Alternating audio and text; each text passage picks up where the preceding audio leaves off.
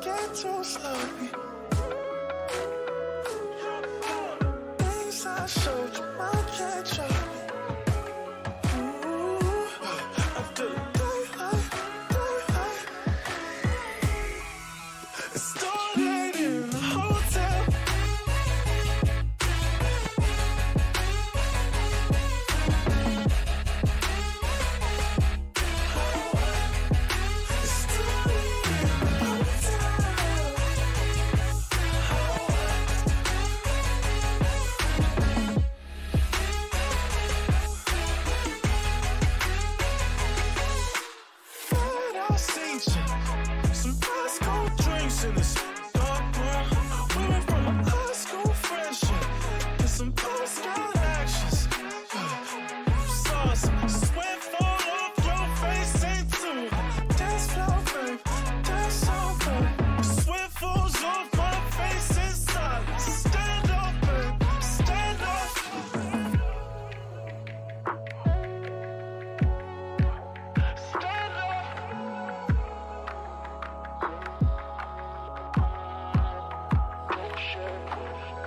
It's nights like this with wide awake.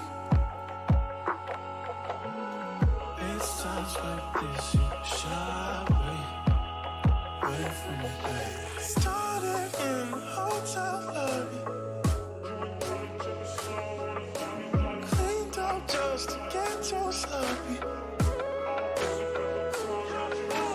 Things I showed you, I can't show you. After daylight, it started in a hotel. It started in a Hello everyone and welcome on in to the WESG European Qualifier number 1 presented by Razer. And we say number 1 because we do have to give you guys some news right off the bat. I'm Tasty Bacon, alongside me is High Jump. But like I just said, we do have some news, and that is about Qualifier 2. Signups are now open. Right now, you can head on over to mobilegamingleague.eu and get yourself signed up for the second qualifier. If you missed out on your chance to play in the first qualifier, you sign up now. You can get yourself onto a team for the second qualifier. It will start October 21st. And if you did play in qualifier 1, you do not have to sign up again for qualifier 2. You are already pre-signed up. Nice. Save people a little bit of effort. I'm excited to see what new faces we get and, what new representatives for their countries, decide to come forward. Yeah, absolutely. Should be a lot of fun. We'll see how things go in Qualifier 2. There's going to be different teams in our Final Four, but that is what it is all about here today, is the Final Four teams. We will have first up, it's going to be Spain versus the Netherlands to determine which of these two teams will be finishing in third place. Now, third place is still important, as at the end of the second qualifier, the two top teams from each region are going to go head-to-head, or from each qualifier, excuse me, the two top teams from each qualifier are going to go head-to-head. However, if there's a situation where we have, the same team winning, which could be the instance, I'm not 100% sure, I think they're still ironing out if the winner of this one is going to be even playing in the second qualifier, but there is a situation where we could have it goes to the second teams. And if those could end up being the same as well,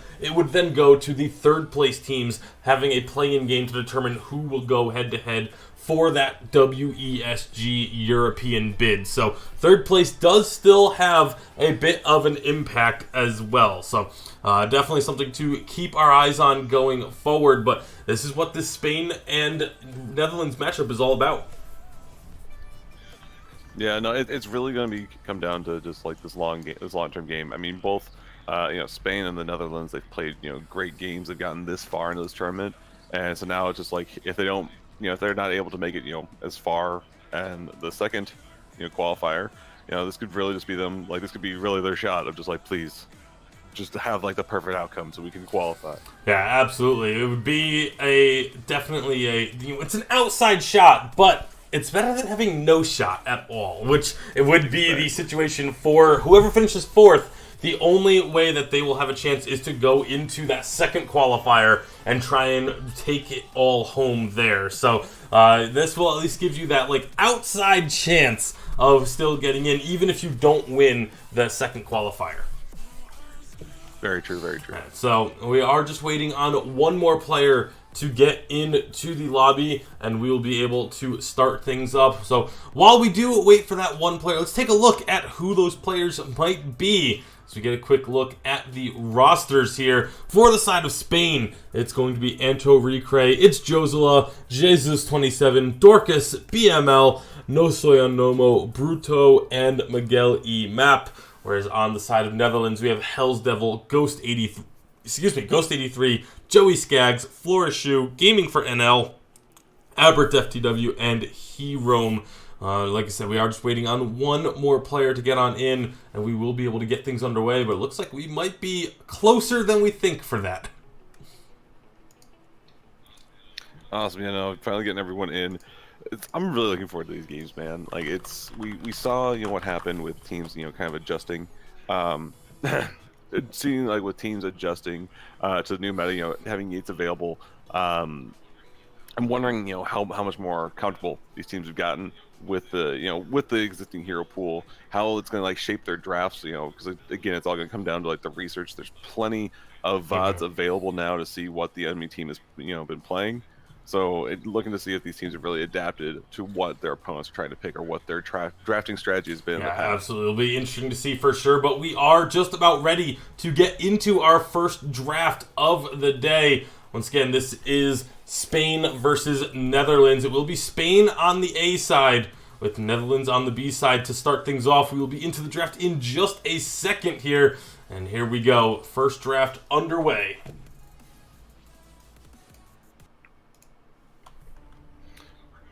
Hovering over Taka as a first ban, that's got to be a throwaway. There's no way. I mean, it very well could be, or maybe someone on the side of Netherlands has been playing a whole lot of Taka recently, or they're just gonna be banning something else like the Yates, which makes a lot more sense. I mean, it makes sense that like Yates getting banned, but banning it first. As like when you have first pick seems like a little bit of a misplay. Like it's something good to be force the red team to you have to ban this. It also could just mean that maybe they're not comfortable playing Yates, so they're just going to ban it. Yeah, there's a lot of different things that it could mean. It's not. I've always found that while it is good to keep that idea in mind, you don't really want to look too much into it, because sometimes you're also just baiting your opponent. You're saying, okay, we're going to ban this, make you think that we don't play it, and then you leave it open by some weird way in a future game, and then we pick it up. So there's a lot of different mind games that some players try to play. We'll see if any of that is the case here, but it is going to be the Lorelei as a first pick when Reza is still open. And I think the side of the Netherlands are going to be more than happy to go ahead and grab themselves that Reza pickup. Yeah. Going along with some more standard bans too, banning out Anka, Arden, Churn. I mean, it's always. I mean, these are like the usual bans that we kind of see, with like Arden kind of being that floating pick, and so picks up that Reza. It's a very, very easy pickup here. I think it's a really strong hero. It's just so much mobility, so much damage. I mean, a good Reza can take over the game. and just dominate. And with the Scarf as well, it's going to be a very crystal-heavy composition already for the side of Netherlands. You expect them to go, 2 tanks and then a weapon damage dealer as well to round out their composition, but we'll see where they decide to go with those picks. They were hovering the Finn, which I think could definitely really work well with a Reza and a Scarf. So it'll be interesting to see. I think they want to see if there's going to be a little bit more like kind of that body blocking ability for heroes on the other side before they lock in that Finn for sure. Kinetic is one that we actually haven't been seeing too much of, which is kind of surprising because Kinetic is still extremely strong. Yeah, we've been seeing a lot of that Silvernail. It's been pretty much like the flavor of the month when it comes to weapon power carries. So Kinetic still being in the pool, I think they could have waited a little bit longer into their draft. But maybe they just don't value their hiding their carry pick. It's like, okay, we're gonna pick Kinetic either way. It's fine. Just pick Kinetic. It's just a matter of what information they're giving away and if they're able to it basically gives the enemy team now the chance to counter pick. With that in mind, okay, what's strong in lane against Kinetic? Yeah, for sure. And you look at the sort of the matchups that can come out of a Kinetic pick, and you then see a lot of dive. I think is important to have if you're going up against Kinetic, because otherwise she can just sit on the back lines forever and just not really be under much pressure at all, especially with her own, it's a very short dash, but it is still a dash that can get her out of a tricky situation. So I like the Tony picked up in response to the Kinetic, because that is one of those heroes that can dive onto the back lines, can disrupt things, can knock a Kinetic towards the front of a fight instead. So I'm definitely really happy to see that Tony pick come through as an answer. Yeah, like you said, they picked up the Finn that they were hovering over before. I think no one's surprised by that one. But Tony also fulfills that tank role. Gets to be that frontliner that's going to be able to deal with this initial assault of Kinetic and now Celeste as well. Start off a team fight and be able to get the damage in before it gets too crazy with so much poke down. Right, well, with the Flicker now going to be locked in as well for the side of Spain, so they're going to be going for a lot of this utility, a lot of these kind of surprise engagements. There's a lot of upfront burst that can come out of this team. If you don't go for a Dragon's Eye on Celeste, you throw out that ultimate right off the bat, and you can just have so much initial damage with a Grace going in, Kinetic going in, and then the Celeste ultimate as well. There's so much burst coming off from this side, and it's going to be rounded out with that Silvernail that you alluded to before for the side of the Netherlands. So it'll be interesting to see how this matchup plays out. We are going to be getting into this game here momentarily, and we'll get to see how exactly these two teams are going to play. What strategies are they going to bring to the table? Yeah, I think like I talked about there, being able to counterpick in regard, since Kinetic was picked up early, there was no need to rush the Silvernail. They were able to focus and get the Tony earlier on in the draft to make sure that that was locked down. I'm really interested to see how this Flicker plays out. I would really love to see some mass stealth and Grace not having to use her A to initiate. She could just run in and get the B off without having to worry about it. It could be really cool to see some very aggressive rotations. Yeah, those rotations are going to be so important, especially because you have that Lorelei again to add an extra bit of layer of movement speed to try and get those engages on. But we are into game number 1 of Spain versus Netherlands, and it's a little choppy on the spectate client. Hopefully that'll sort itself out, as it looks like it has now done so. So no issues there. That was purely spectate client, just for everyone who is wondering. But we'll see. Again, this mid lane matchup is going to be pretty important as well. I think we've talked a lot about the Silvernail and the Kinetic. We haven't really talked too much about the fact that it's Hell's Devil versus its Josla in the mid lane, and how important winning this mid lane matchup could be for those rotations that we were talking about. Yeah, we're seeing we're seeing Bruto as well as Dorcas rotating over here. Gonna take this Crystal Treant. Looks like we haven't gotten the standard, what has been the standard trade-off of crystal buffs. Josla dropping real low already. Yeah, Jeez. actually, these level 1 engagements with no help. We did also see Nosoyo Nomo get taken out. He was going aggressive, trying to steal away or make an invade at least into the red side of the Netherlands jungle, and they got that kill and then secure the kill onto its Josla while invading the enemy blue buff as well. So this is, we've always talked about, I think every week we talked about kind of like if we're going to see adaptations made to this level 1 start, to, players just going in and saying, okay, let's just invade the enemy jungle, take their blue buff, maybe send one person in to take their weapon buff. And this is one of those adaptations that we just saw was the Netherlands. They recognized that, okay, they want to try and steal our red buff as well, so let's meet that one person with our 3 and then go for the steal on their blue buff as well. And they are able to secure 2 kills for it. Yeah, a lot of that confidence came due to having the Silver Nail just already in the lower part of the jungle. Joey Skaggs being really aggressive, taking those back camps, and so then when they go to collapse on Josla, it's a pincer attack basically, and there's no real way for Celeste to escape. Yeah, so really, really good start for the side of Netherlands. Already up by 1,000 gold here, just 2.5 minutes in. And the other thing we should talk about is the fact that Joey Skaggs on this Silvernail. This has been the hero he's been playing primarily in this tournament and has had some really good games on it.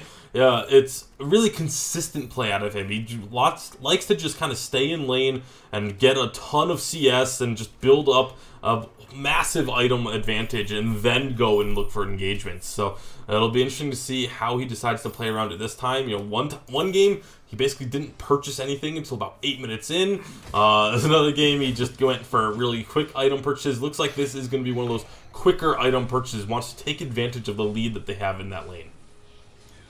Yeah, and him playing against Nosoy up here in this top lane, he's going to be able to be a little bit more comfortable. Yes, Grace can hard engage, but he's going to be able to zone out Nosoy pretty well. So he's going to be able to easily farm, and the fact that he's actually buying items and looking to kind of get aggressive earlier on is speaks a lot about how Netherlands is going to keep up this pace of early also aggression. Love the timing on the recall there, because now he's able to come down, contest this Crystal Treant, and again the Netherlands just one step ahead of Spain when it comes to these jungle rotations as they secure themselves their own Crystal Treant this time and another kill. And now Bruto knows that this weapon Treant's going to be invaded on, and he can't really do anything to try and defend it. Spain wants to try and defend against this, but they are just losing so much health in the process. Yeah, the Netherlands are looking just very well trained at this. The practice that they've been putting in is showing. Having these rotations down and the level of communication that's going on to make sure that everyone's in the right spot at the right time, is you don't get that a lot. Yeah, and so it's really cool to see the timing, the recall timing was what really kind of caught me by surprise, because that's what you definitely don't see much. You don't see teams saying, okay, let's have our top lane recall back to base so that they can be in the bottom side jungle when these jungle camps are respawning and take control of the map like this. So really strong stuff that we're seeing out of the Netherlands here. And it's again, just building up this lead. Now 2k gold advantage here at about 5 minutes in. Yeah, and the best part is they get the weapon power buff on Flourishu and a Joey Skaggs. So now Flourishu can look to go gank, as well as Joey coming back to lane and being able to just lay out even more damage onto Nosoy, who hasn't really been able to get much going. Yeah, Nosoy hasn't really been able to lead the lane, and even with what could have been just a free lane in that instance, is still sitting at only 8 CS because they did try and rotate down to help the team. So again, it's one of those situations where if you're the side of Spain, you almost have to look at it and say, okay, they out-rotate us there. Let's just try and recover as much as we can, farm up the lanes freely while you have the opportunity. But instead they rotated down, and because it was a late rotation, they weren't really able to get anything out of it. And so it's just going to set them back even further.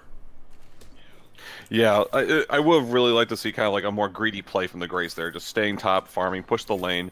It's just you have to make the call as a team. Just don't engage. Yeah, they're going to take this buff. We're going to lose this now, but we're going to get more farm as a team by sitting in these other lanes. Again, at the respawns, it's Netherlands just grouped up. They're looking for a kill onto Jesus, not going to find it, but they can secure their own Crystal Treant. Spain will be able to get their Treant as well, so they at least won't miss out on that buff. But once again, when these jungle buffs are respawning, when Ghostwing spawns, you have the entirety of the Netherlands down here ready to fight, and the fight is they're going to dive in there from the side of Spain, actually being the aggressors. They get a lot of damage onto Gaming for NL, but that's not really the target you're looking for. And Hell's Devil will melt down the first kill. Lorelei is going to fall. Here comes the Dragon's Breath. It's going to help find one. The second kill is going to come through as well.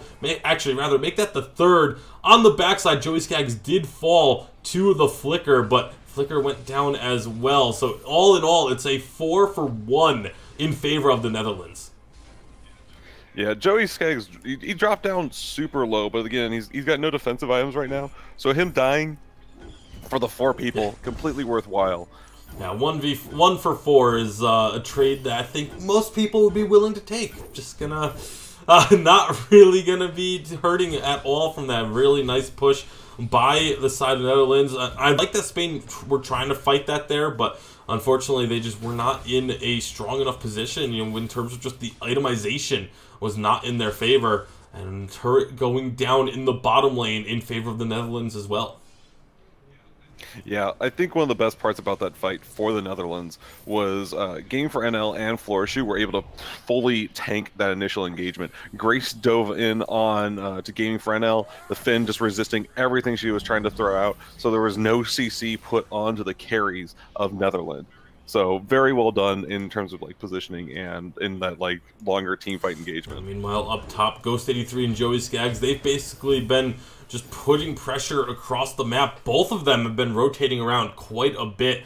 Down in this jungle, you see Flourishu putting some pressure onto Dorcas, just buying time for Hell's Devil and Gaming for NL to work on this turret. And this has just been the call for Netherlands. Just put pressure on, keep enemies at bay while someone else is getting work done. And that's it's been working out for them. They get that mid lane turret as well. They nearly took down the top turret, and now they are a full team rotating to try and catch out Bruto. Bruto will get a turret for his troubles. Looks like it's almost certainly going to be his life traded for it, however. Yeah, unfortunately, Kinetic not too much mobility after that dash is used. Could have potentially looked to fall back a bit sooner if the call was made that team is no longer in mid.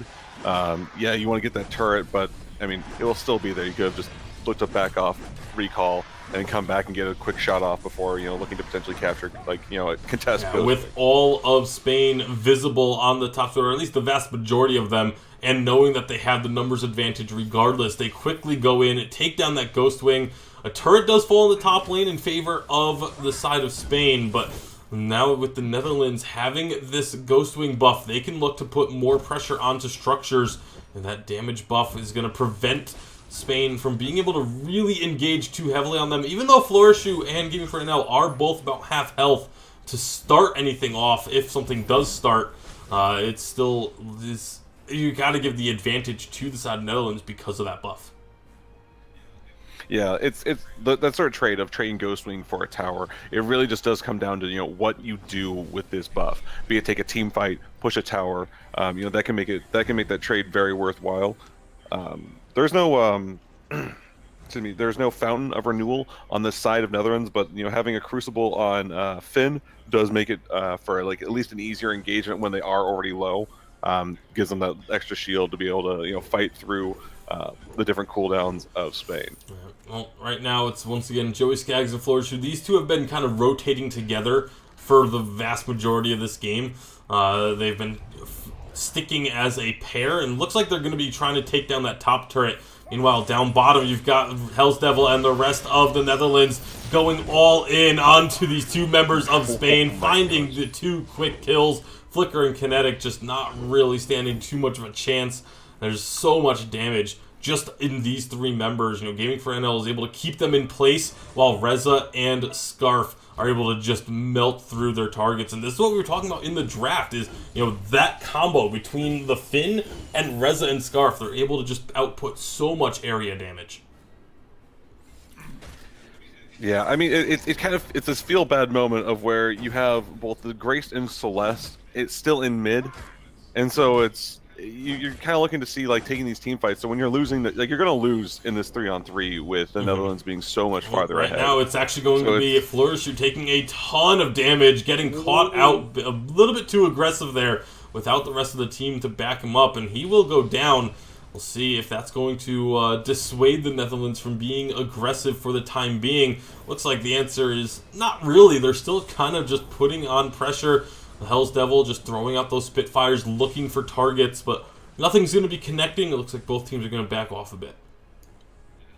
Yeah, Hell's Devil has got some superior poke with those Spitfires. Celeste, she's got some range after she's overdriven that heliogenesis, but really, like you saw what happened. He hit one onto kinetic, and there goes a fourth of her health. So it's like it can just completely change the tide of a team fight before it even and that's starts. without Dragon's Eye stacks too. Like that's the really scary thing. And that's going to actually end up being pretty much a full retreat though, because with Joey Skaggs and Ghost both at about half health, the Netherlands do not want to engage this fight. Meanwhile, on the bottom side of the map, Bruto, he's just been split pushing all game long, and he finds himself another turret. Kinetic is so good at that. I really do like to see that tactic come out.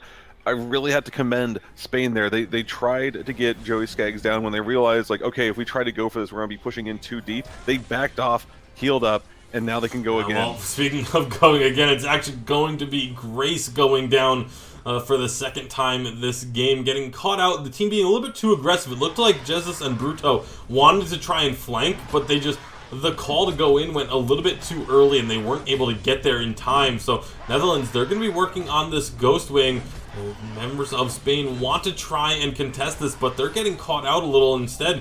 It's going to be just them getting forced away while Gaming for NL and Florishu just work on this Ghost Wing. The steal nearly comes through with that Solar Storm, but it is Hell's Devil that does secure it in the end. Yeah, so now, I mean, they're pretty low, and that's the benefit of Spain here. Hopefully that will delay any sort of push, gives them some time to regroup and get their cooldowns back so that they can potentially, contest what I'm assuming is going to be Black Claw as the next main objective. We are 13.5 minutes in. Black Claw is available. The one thing I've actually really liked this game is that both teams have been focusing a lot of effort onto maintaining these side lane waves. You see right now it's actually going to be the members of Netherlands starting up this Black Claw. It should be known that this is happening, but Spain just cannot do anything about it. They're not even going to look that direction, and it's just going to be a free Black Claw going on over. We've got a bit of a connection issue on my end for a moment, but it is Black Claw unleashed. And one of the things I really do like about the Netherlands, aggressive take of this game is that it hasn't given Flicker the ability to roam around and clear out all this extra vision. So they actually were able to maintain so much vision that they were able to see like Spain trying to come in. So even if they had tried to contest, they would have been ready to. Oh, nice taunt onto Dorcas. That's going to be a lot of damage onto the Lorelei, and then they are able to get engaged onto No Soy Nomo and Jesus. That's going to be first kill for the side of Netherlands. Big Solar Storm going to nearly take down that Finn, but not quite enough. Meanwhile, Reza has made his way up into the top side of the map as well, pushing in. They're going to chase down Celeste, finding that kill. A turret goes down, and the Netherlands are just breaking the base of Spain. 2 of the armory turrets will be falling as Black Claw does get taken care of, but this base is now in shambles. Hell's Devil extremely low, may actually go down to the base, not quite gonna fall. Had to use that potion to keep himself alive, but now Bruto is gonna be working alongside Jesus to take down a couple members of the Netherlands. They do get a few of them, but they lost out on so much. Yeah, I mean, their second armory is almost dead, and even though they're relatively close, they're only 5k down on gold. This is looking just absolutely devastating as a position. We've seen what teams can do when they just have most of the first turret down. Like it's going to be one misstep and the game's over here. This is definitely starting to look a bit dire for the side of Spain. They don't have any turrets taken in the mid lane. They do have a couple taken on the side lanes, but that's not going to be enough progress to win them the game. And they haven't really won any of these team fight skirmishes yet, which they need to do if they're going to have a chance of getting back in this.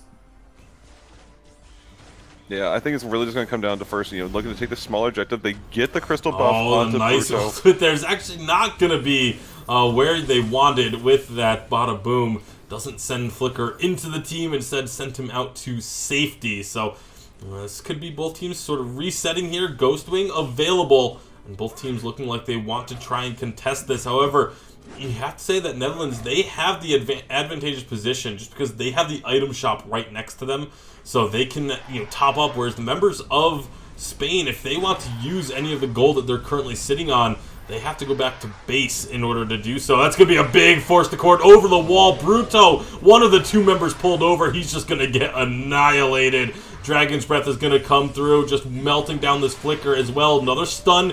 And there's bada boom on the bottom side of the team fight. It's going to knock this Celeste out to dangerous area. But Florishu is actually extremely low. It's Josela doing a great job of kiting for now. Has help from his teammates, and they're going to be able to get out of there alive. So only losing one member, and everyone on the Netherlands going extremely low except for Hell's Devil. They're still going to work on this Ghost Wing, and it's nearly captured. Can Spain get there in time to try and steal it? Almost get it, but it is going to be a kill at least secured for the side of Spain. But Ghost jumps over the wall, and he is now on a rampage. Double kill for the Razer, and they are not done. They want more. Bruto is back in the fray, though. Is he going to be able to do enough to dissuade this? Forced Accord gets blocked, but their team is just diving on in. You see Joey Skaggs in the thick of things, full health as well, just melting down targets. Bruto will find a kill with the ultimate, but now Ghost is able to jump on in and just clean up an ace for the Netherlands. Yeah, that was... I loved, like, I mean, that's easily going to be this game here, unfortunately for the side of Spain, but that was really well done. I love that they look to re-engage, that they are willing to, let Ghostwing drop, just so they could, look to get pick off. They got Hell's Devil really quickly, but Ghost just showing the power of Razer. He did so much damage, was able to outmaneuver everyone, even when he was overextended.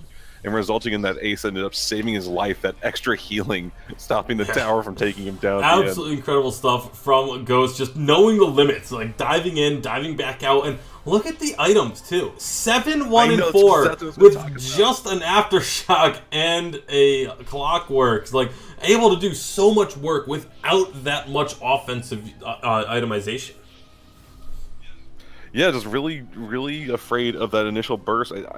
I want to go back and look at see like when he got the Slumbering Husk, because I think that went like a little bit unregistered, and I think that's really just to counter out Celeste really as kind of like that main threat of just like, okay, if I'm going to die, it's going to be just some like huge burst right off the bat, and he's able to just dominate in these drawn out fights. Really impressive stuff from the Netherlands. They go up 1-0.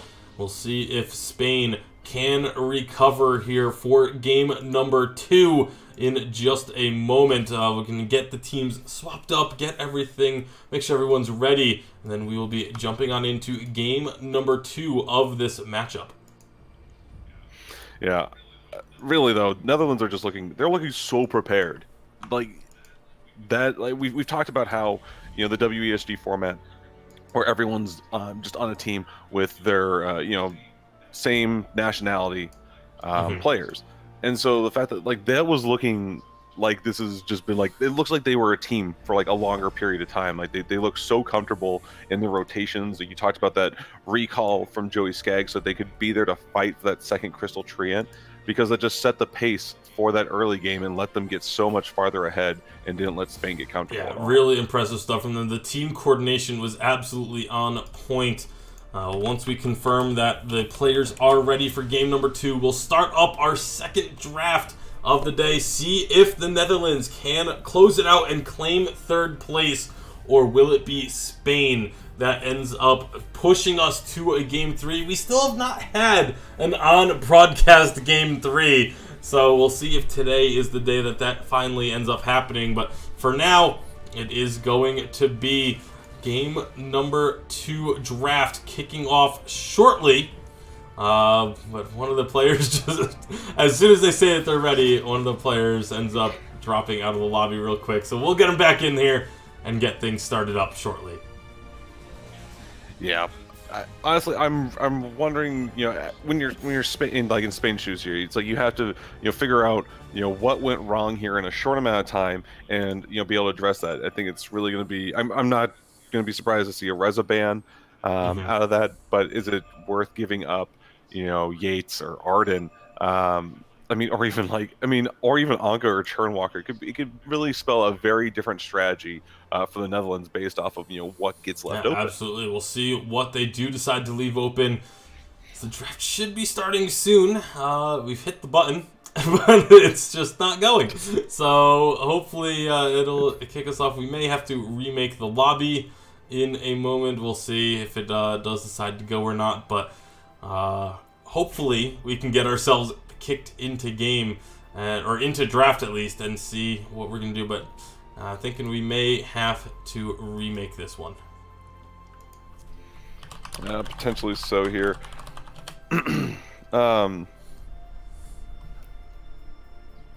Sorry, I was also getting messages. So definitely looking to see as to how they're going to address this. I think it's going to be pretty standard to see Joey on Silvernail again. I could potentially see. I think the Connect actually worked out there. I really like what Bruto did of split pushing. I think he's part of the reason why they were able to stay like at least semi competitive in regards to goal, even when they were down 5k or so. Having those towers down thanks to Bruto really helped them get some of those key items that let them be a little bit more pertinent in their team fights.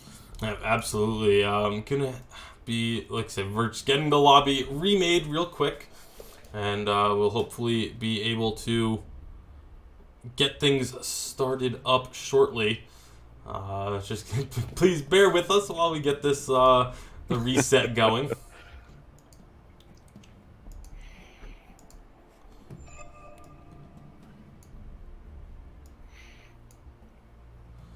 Alright, we're nearly got everyone back in.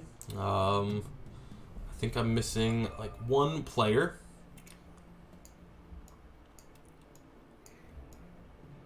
Let's see. It is very difficult to do this while trying to keep conversations going, so I apologize to you and the viewers. You're fine, man. Yeah. So I mean, it's when you're down, like the hardest thing about these sort of like situations, especially like when you're at this point, like yes, they're playing for third place, they've come this far, but it's a matter of calming your nerves. I mean, we're not even even on these with the online events, it's very hard to kind of like separate the last game from the next one. I'm really looking to see Spain kind of just recompose themselves. They've got this little bit of extra time while we're having this, having a little bit of issues to, take that deep breath, get up, go get a drink of water, refocus. It's always just about kind of taking it one game at a time. And I think as long as they get themselves a decent draft, I really like their strategy with it. I still think that they took like Kinetic a little bit too early, just because it hasn't really been that contested pick. They can look to properly counterpick and maybe look to ban on some a little bit differently this time. They can actually take game number 2 and force us to a game 3. Oh, pick pedal! Yeah, the players are having a lot of fun right now.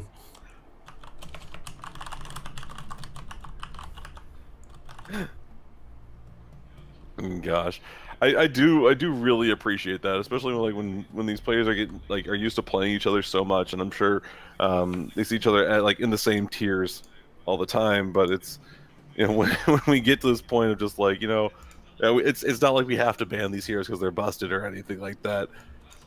Honestly, I mean, we've seen Anka slip through probably 2 or 3 times on stream, and I think only one of them she actually got shut down.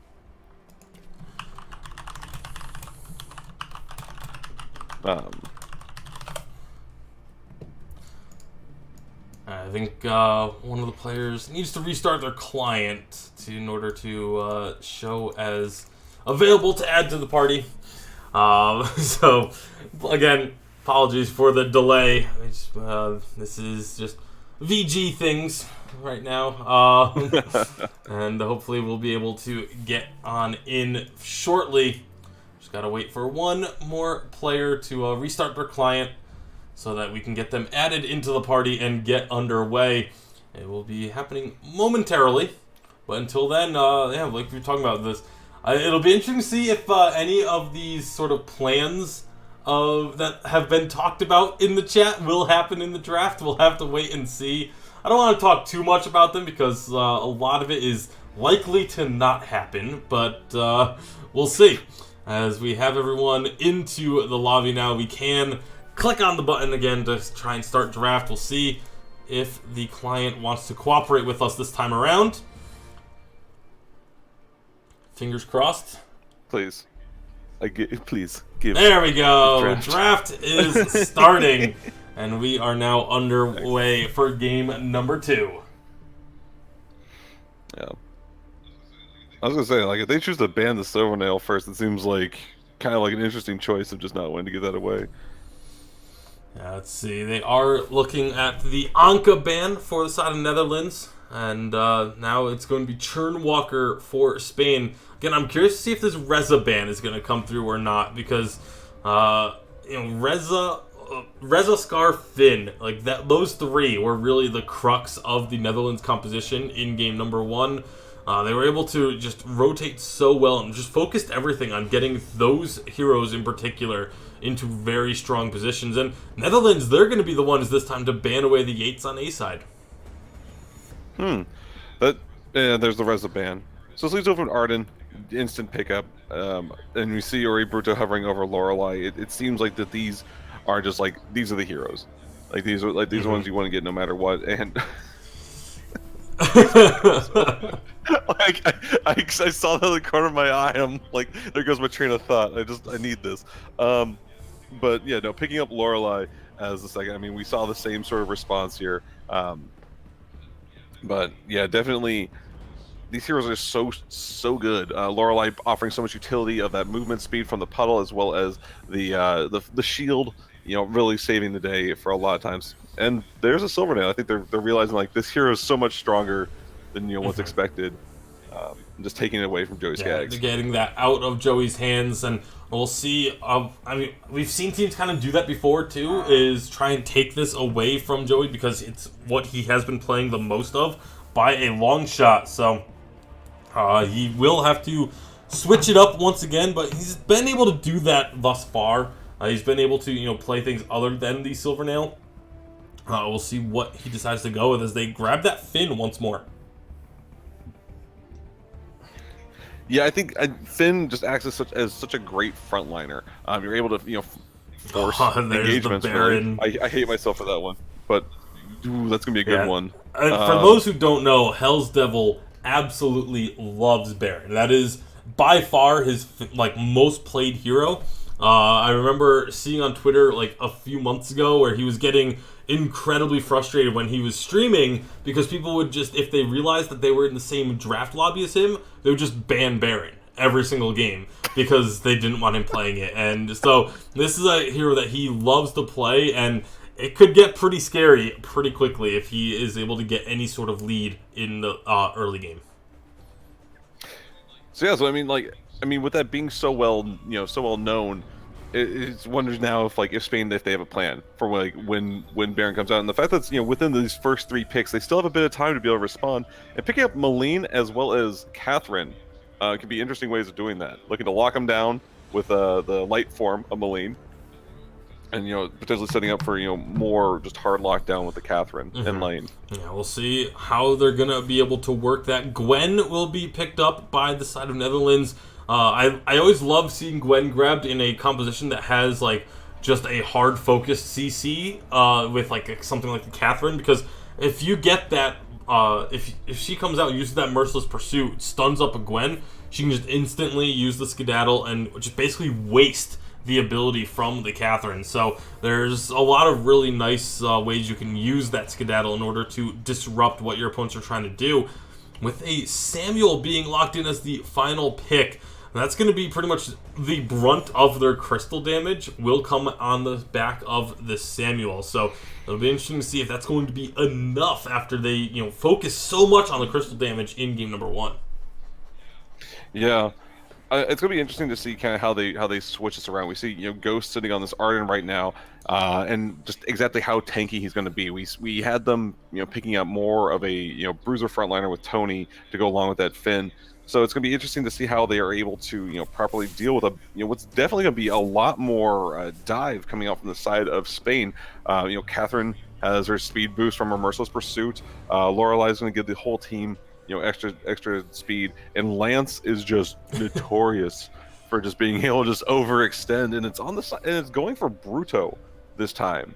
So it'll be interesting to see, exactly, what he's able to do coming off of just playing kinetic. It's definitely going to be a change of pace for him, but they had to change something because obviously it didn't work out in game number 1. So we'll see. It was interesting because he was doing so much of that split pushing in game number 1, whereas Lance, you don't really want to have your Lance just be split pushing all game because you need him to be involved in the team fights. He needs to be an impact in team fights for a team to be successful. So it'll be interesting to see how they do decide to play this one. But Lance with a Silvernail, if those two pair up and just roam around the map together, that can be a devastating duo. Yeah, I'm liking the idea that they're going to look to force these engagements here. If they can get this early root here, just barely off the mark for Joey, but he's going down anyway. That's one of those instances where the root doesn't necessarily need to connect because he threw it in front of him. It said, okay, if you walk forward, you're going to get rooted. Otherwise, you're going to be standing, behind the rest of the team, behind our team, which is almost just as good as a root in that instance. So I like the aggressive move there. I actually like where he threw that impale because it was in a spot so that even if it didn't connect, it was going to be enough to guarantee the kill. Yeah, and they're taking both of their weapon treants. I love this because they've basically, like, the way that they positioned themselves, they were going to be ready to collapse on the side of Netherlands if they tried to go and take the crystal buff. So they've really adjusted to that, at least like that early aggression from last game. So we're seeing the Spain, at least in this early game, that's they're ready to win. Yeah, quick adaptations. It's what you'd love to see in any best of series. Is just seeing a team, if they drop game 1, quickly being able to adapt and change their strategy into game 2 to find advantages, and that's what Spain has done. Getting that first blood, getting those the 3 buffs start for themselves as well. It's going to give them a small lead here in the early game. We'll see if they can do anything with that.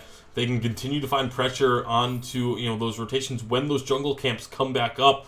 Meanwhile, it is going to be Justice and Bruto as this duo that we're expected to see in the top lane. And Ghost 83 is going to have his hands full on this Arden.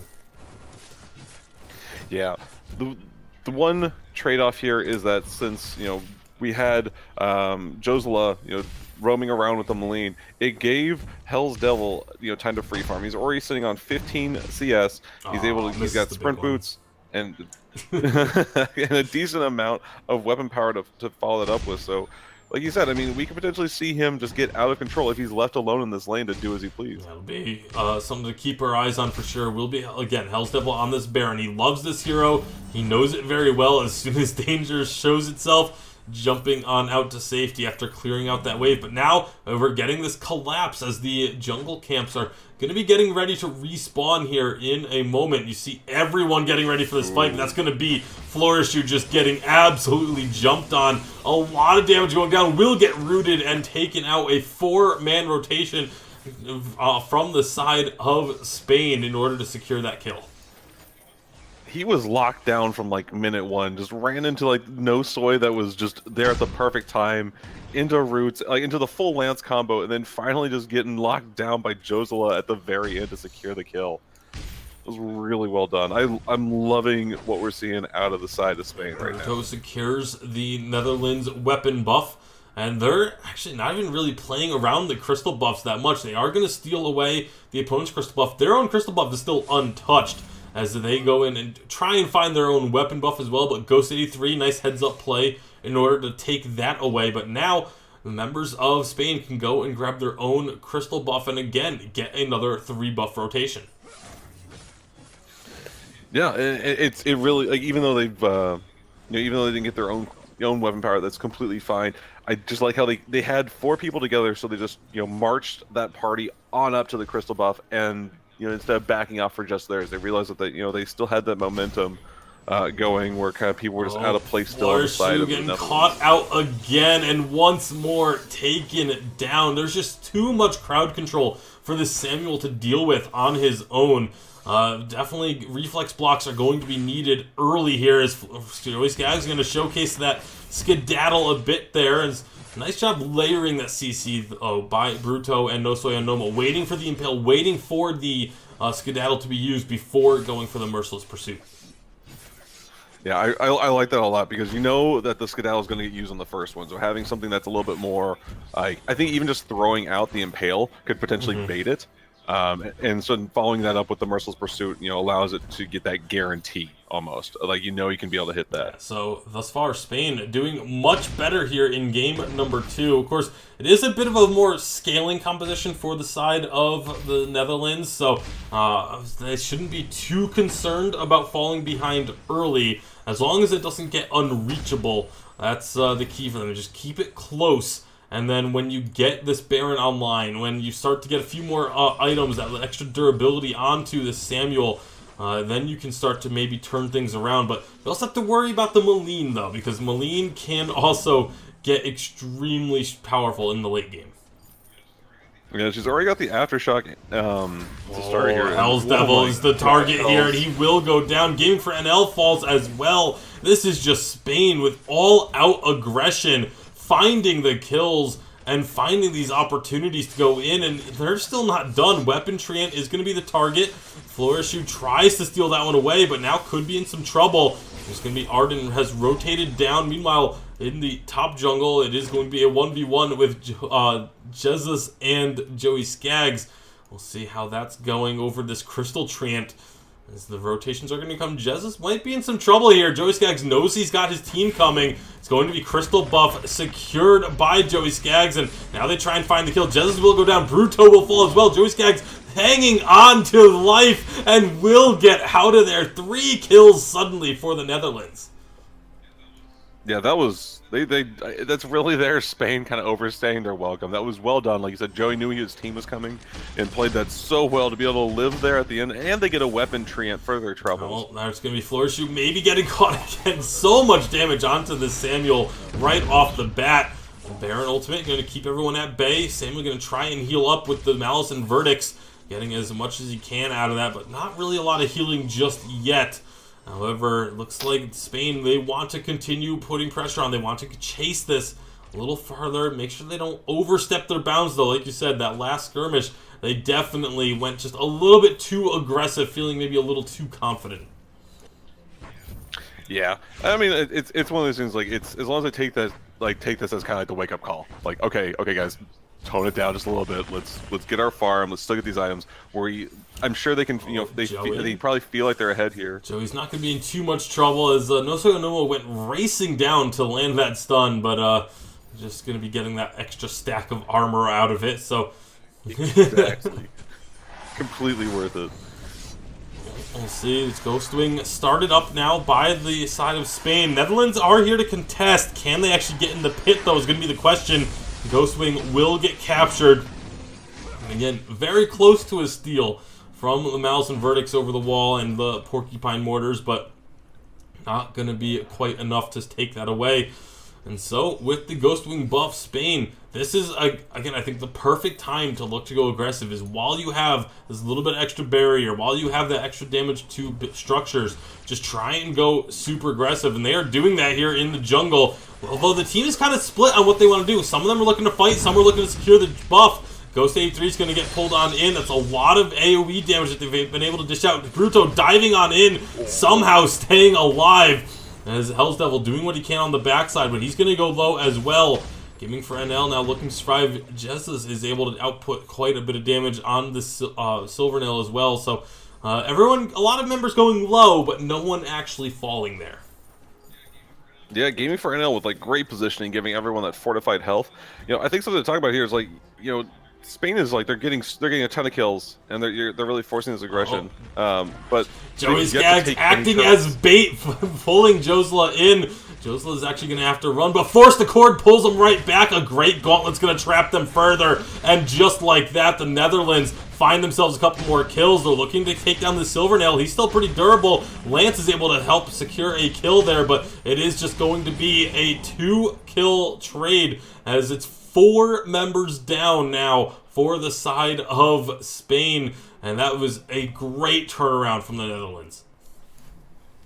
Yeah, very well done. That was a quality bait if I've ever seen one. Yeah, I mean, Joey Skaggs just put himself out there, low health, stood still in the open, And as soon as Josela saw that it was just too juicy to pass up, decides to try and dive in with the rest of the team, but the entirety of the Netherlands was waiting just around the corner. That's just like baiting 101 right there.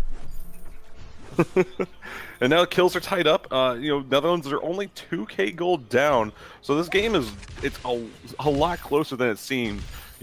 Just like a couple minutes ago, really, just 2 team fights, and we're back to an even game. House Devil could be in trouble. He just used the rocket jump, and he's going to be in a lot of trouble now. He will end up falling. Just went a little bit too aggressive. Didn't realize that multiple members of Spain were making their way up from the river. And that's one of the spots where, vision is all important. If they had vision in that bottom side of the river, would have known that those members were on their way, and likely would not have been going anywhere near as aggressive. Joey Skaggs absolutely just catches them out. It's going to be in a lot of trouble, though. It's still a 3-on-3, but somehow doesn't find the kill on the Dorcas. Dorcas will eventually go down, thanks to Flores, but this is now going to be the jungle likely getting secured, although here comes the rotations, but Florshoe is just stuck, absolutely locked down. And meanwhile, Ghosted and Hell's Devil have rejoined the fray now. Josela is going to be the target and is just getting chunked. Will be able to get out with the shadows, at least temporarily. And now Hell's Devil suddenly the one that's getting a lot of damage taken. Every one of that 3-on-3 gets out alive, but now Jesus, he's taking a lot of turret damage. That was a big mistake. He does get the kill, but that was just so much damage that he took just to get in there. Yeah, but I think that's almost worth it at this point. Like, if there's anyone that's going to be able to secure this late game, it's really going to be Hell's Devil, and they've had his number. He just died twice in the span of a minute. Well, he's still got 6 kills to his name, though, so it's not doing it too bad. The one member that's you feel like has to make a little bit more of an impact right now is going to be Florishoe on this Samuel.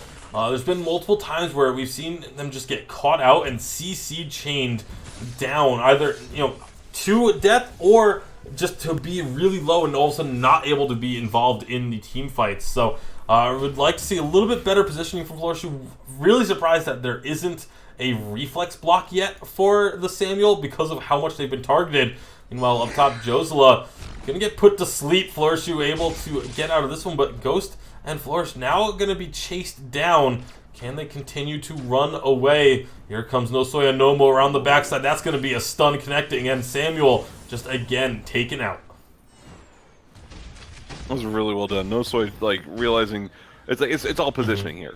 And so being there to, with that merciless pursuit and the speed boost from the river to be able to just secure that Samuel kill is just very well done. The thing is, you look at the vision control, and right now Spain, they have a lot of deep vision in the enemy side of the jungle, so they have a very good idea of where their opponents are at almost all times. They start up the Ghost Wing here, but they know that there's going to be members pushing in to try and contest shortly, and they don't really want to fully commit to this. Hell's Devil, she got into a bit of a trade with Jesus there, and Jesus comes out on top of that one. So that's really good news for Spain. If Jesus is able to 1v1 this Baron, at least for now, we'll see if that continues to hold up as we get deeper on. But mid-turret will fall, and we'll see. Now Hell's Devil, he's come back, trying to get that burst onto Jesus. Jesus has to back off. Do they have enough healing and protection for him, as it looks like Netherlands want to go dive again. Fountain gets used early.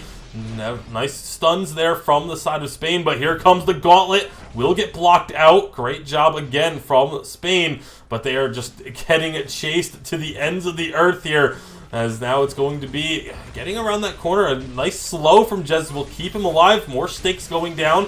Looking for another slow wall if need be. Hell's Devil is the target. Hell's Devil is getting melted. Bruto helping set up these kills on the Lance. Now it's just again, he's going to look to get us away on the backside.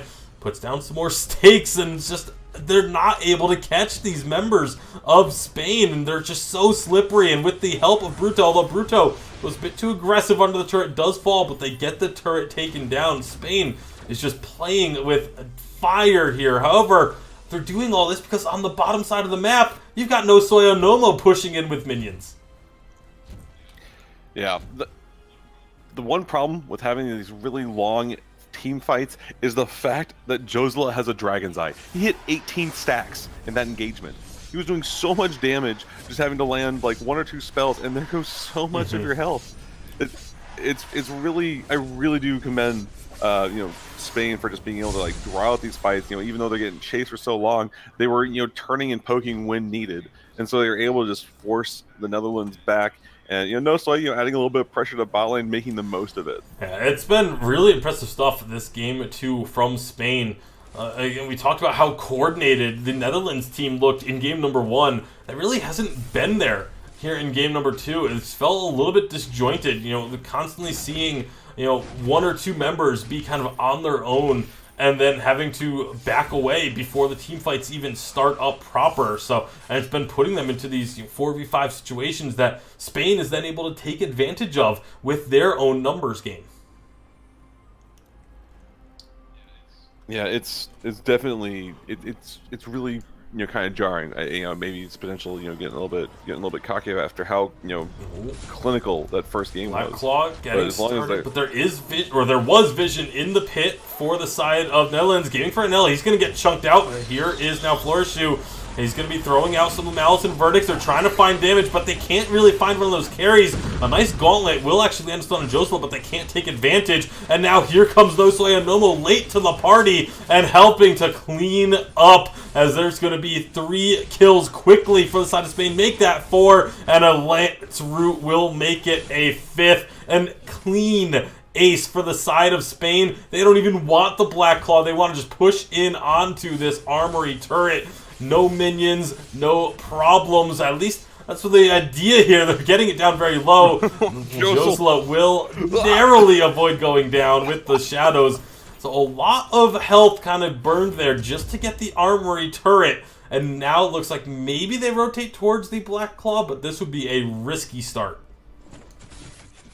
Yeah, with the side of Netherlands coming back up right now. I mean, if they secure it, they get the healing. But we already see Josla backing off here. They're thinking better. It absolutely is the right decision to make to not go for it here. With Josla being that low, all it would have taken was 1 Baron rocket to take him down at that point. So I like the decision to go back after taking the armory turret. I do wish they would have just taken the Black Claw when they won the team fight right next to it. Because then you can go in and make this play on the armory turret while Black Claw is pushing in. Like if you really want to split that badly. But I think they just overestimated how much damage they could do to that turret in a short time span, and figured that they could maybe take the armory turret, get the armory down as well, and then back off. But again, obviously, just being a little bit too overconfident in how much damage they were able to dish out. Yeah, I mean, it's one of those things, like, it would have also given them a chance, like, given their minions a chance to be there to take the turret. Here comes another fight. Florishu just trying to get these drifting dark shots in, but Nosoi Anomo's on the back line now, going to stun up that Baron. Hell's Devil is going to go down. Joey Skaggs securing that one. Gaming for NL stuck in the middle of the team. Everyone else should be able to get out of here alive, at least for the time being, but that's still 2 members down. This should be a Black Claw start. Yeah, at the very least. It's like Netherlands do not want to let this one happen. Don't want to let it go down without a fight. They were quick to try and chase up into the members of Spain, but again, that's a 5-on-3 situation. You got to be a little bit careful. You do have Joey Skaggs and Florishu, so you do have some damage there. You have that frontline Ghost, but Ghost is just getting melted. Florishu getting stunned up as well, and she's getting taken down. Moline able to find that kill. Joey Skaggs, what are you going to be able to do? Gets stunned, gets a lot of damage onto Florishu, but now the healing and barriers will start coming out.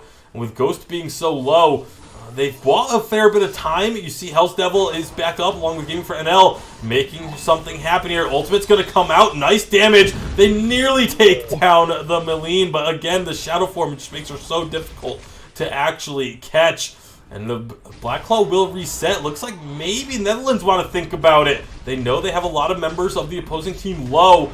They're expecting the recalls, but no one actually went back. This is going to be so dangerous for both teams now. Josla trying to find an angle on the backside, trying to flank them.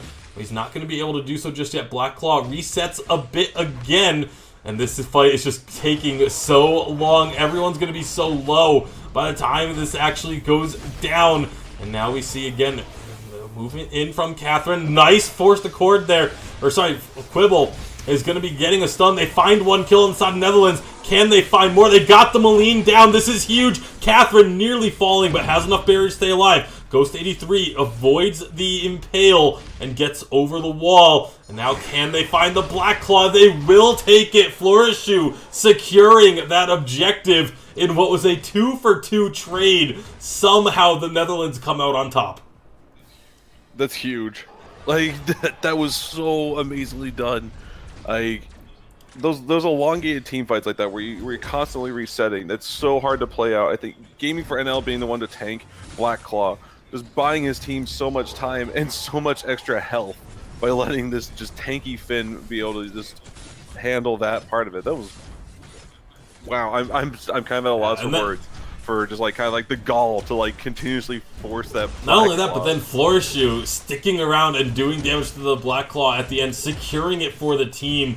We said that it's been a little bit upsetting what Flourishu has been able to do. They do only get one turret out of the Black Claw, which is obviously not ideal, but it's always better to get the Black Claw and not get a lot done with it than to give it to your opponents while losing out on a fight, and then, who knows how much you would have ended up giving up in the end. So Ghostwing is going to be the next target for both of these teams.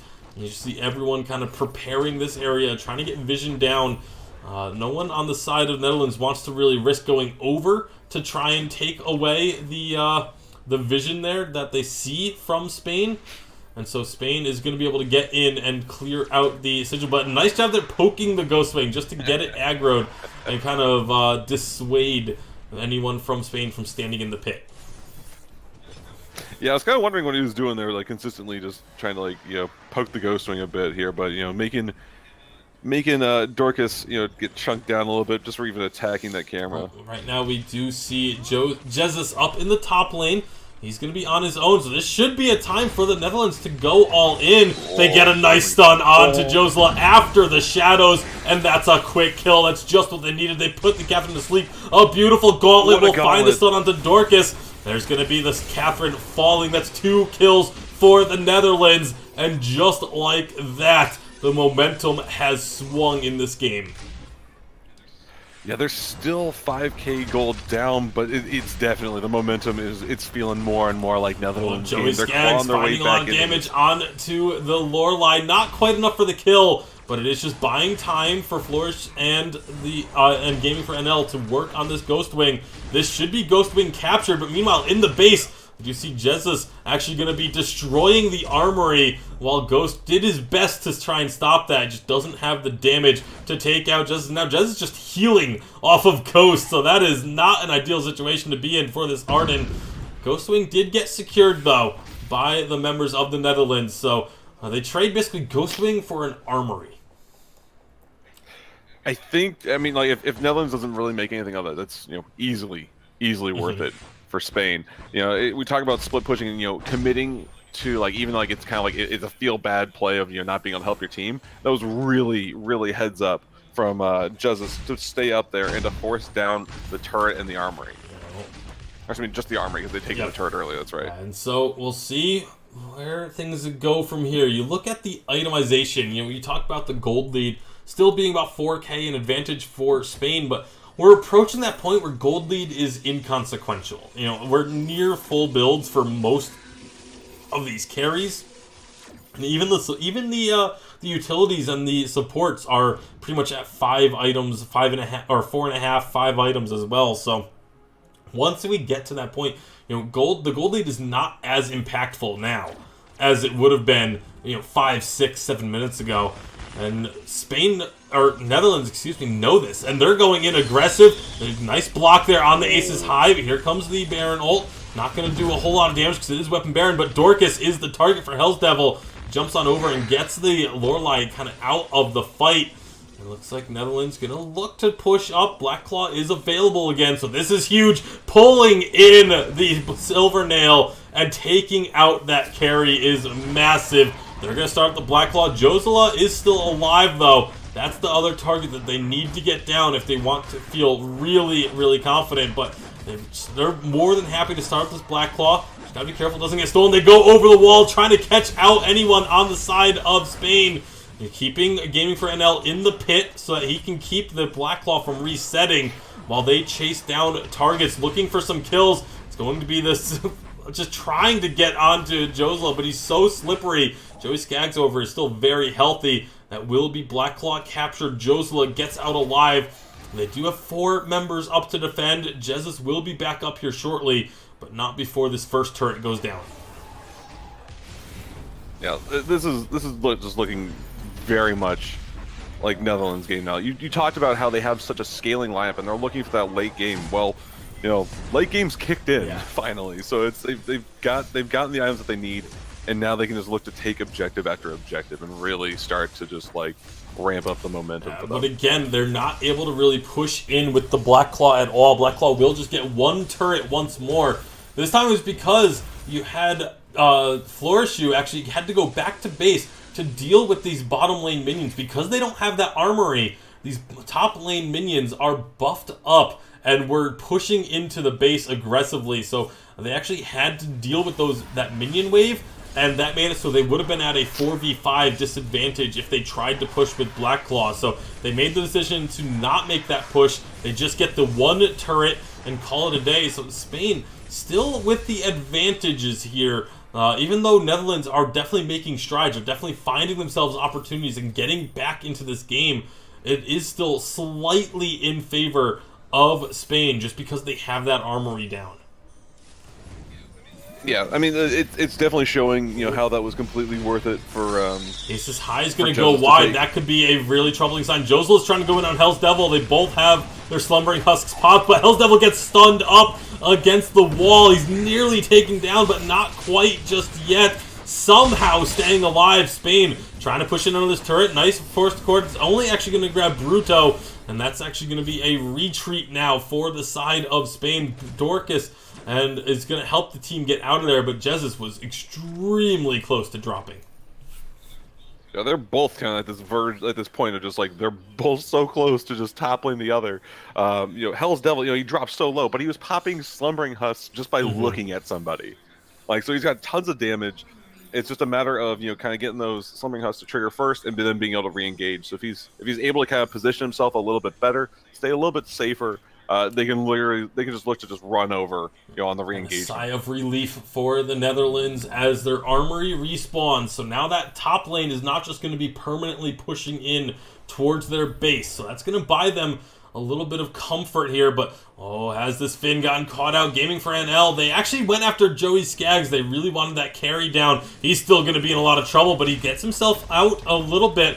Can he find the damage? He's trying to focus on this Silvernail, but Silvernail finds the kill. Again, the positioning hurting the Netherlands as the two of their members kind of on their own get caught out and they lose 1. Yeah, Joey Skaggs going down. I mean, Gwen even with the skedaddle, you know, even with a Slumbering Husk, you know, still pretty dang squishy. He's even got an Aegis on top of that, so geez. It's the fact that Spain has so much CC. They can really just lock down anyone that they really want to. So much CC, and they have so much survivability too. You know, between the Lorelei and then the amount of crowd control that they have with the others as well. Like, if a target does get caught out, they're able to survive so frequently because they just have so much durability. Hell's Devil trying to jump over the wall, get some damage onto Dorcas. You see, pretty much every shot gives him a stack of the breaking point. Black Claw has landed, so this could be immediately started up by Spain. They really want to go aggressive onto this and try and force a fight, knowing that they have kind of the numbers advantage at the moment because they sent a couple members back to base. But with the respawn coming through, Joey Skaggs back up now. They're instead going to rotate towards the bottom side of the map, maybe go for a Ghost Wing to help them secure something. But no, they're actually ignoring that too. They want just the turrets instead. Yeah, I mean, it's objective-based gameplay at the finest. I mean, yes, you could potentially setting up a brush see here. that Black Claw. Members of Netherlands have to know that something's up here, because otherwise they would have just said, "Oh, Flores, no!"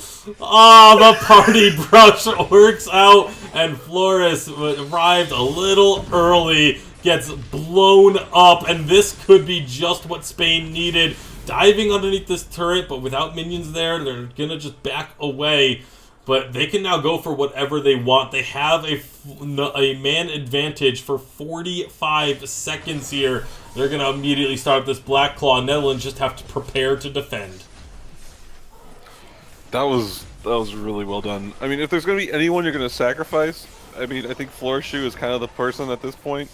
He's still kind of behind, but oh man, that same time, like I lagged at just like the worst possible time. They're like right as he steps towards the brush, I'm just like, at the same no. time, like, you can't be walking there. There were 2 members on the map visible from the side of Spain. You have to know that they are not there on their own.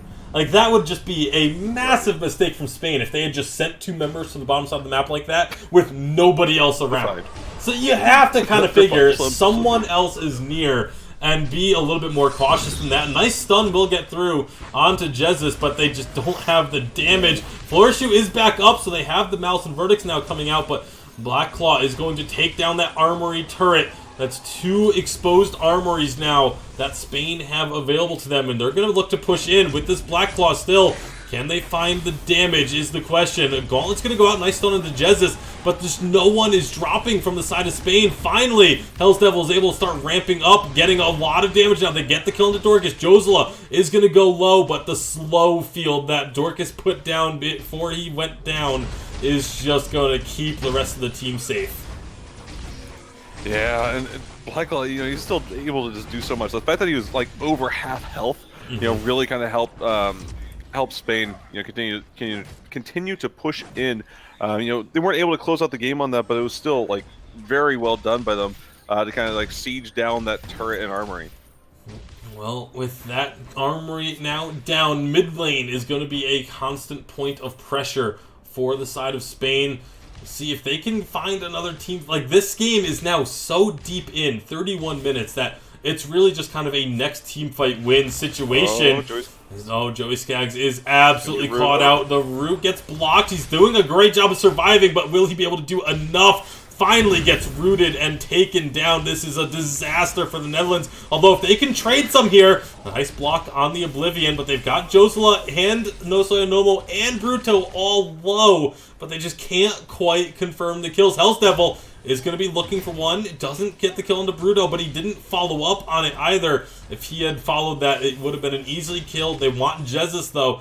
And that's going to be a night. Oh, no. Actually, thought the hook was going to land, but he didn't quite get it. Teleport in from Dorcas, help the team stay alive, but everyone now has to recall from the side of Spain.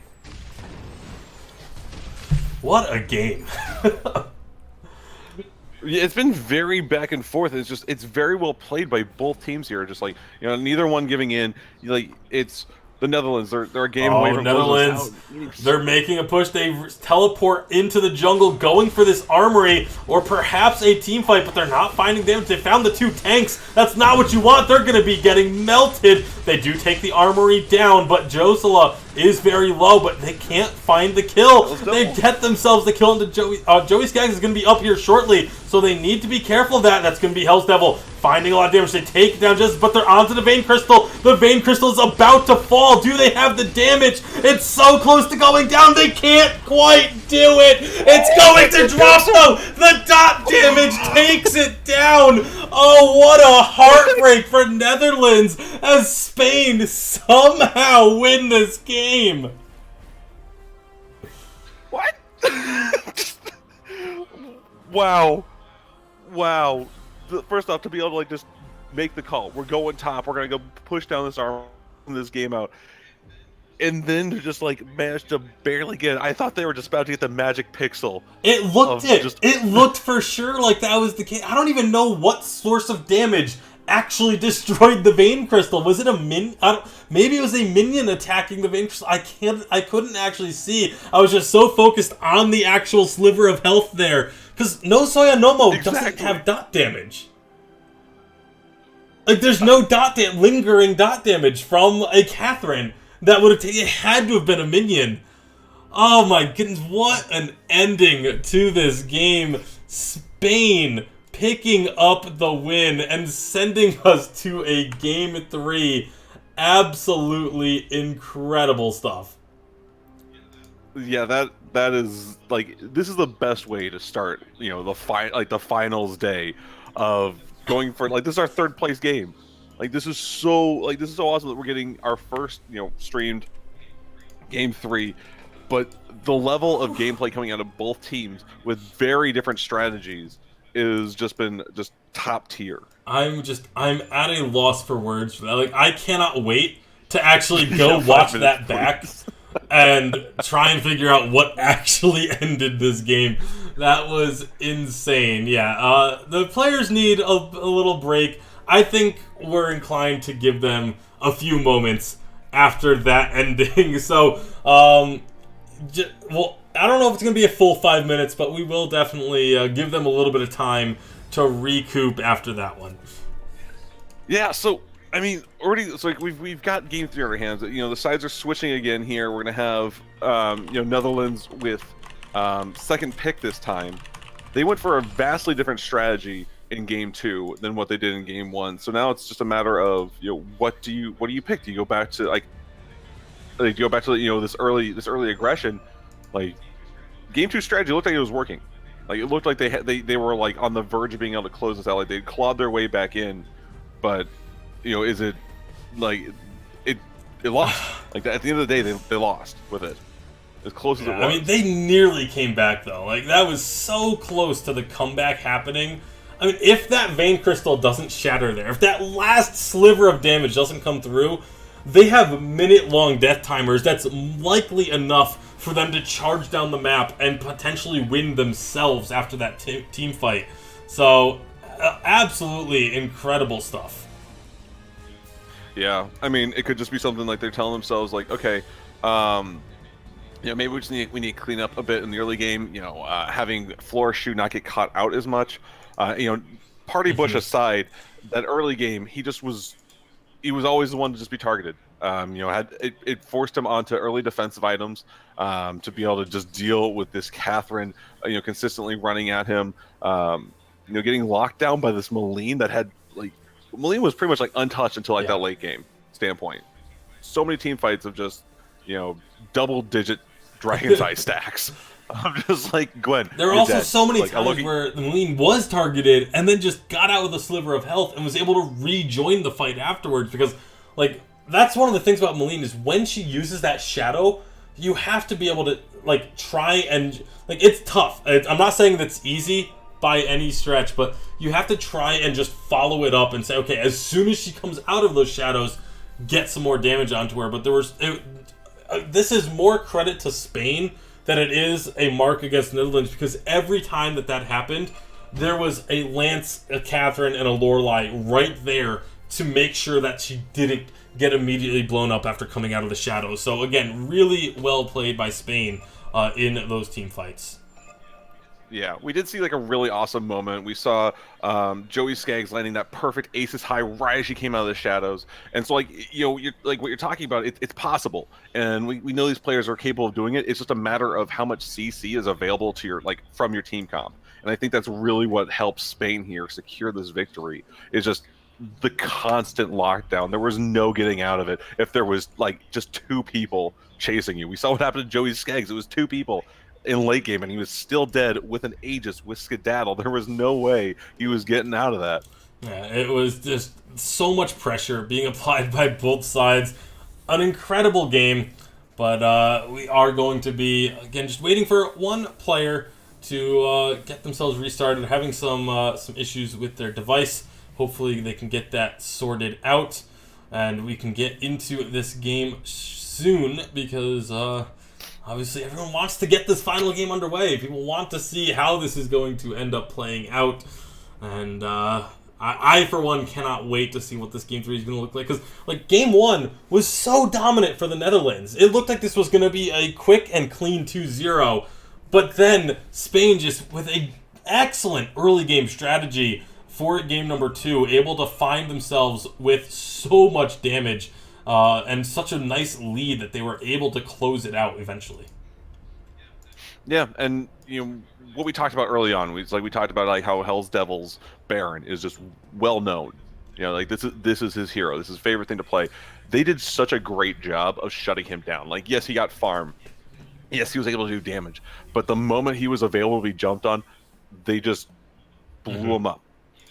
even through like, I mean, there was times when we saw like Slumbering Hush trigger, and he's still at like, you know, a fifth of his health after the fact. That they were just able to do so much to force him out of a fight, because even just like a stray shot from Malene in her shadow form, he's dead.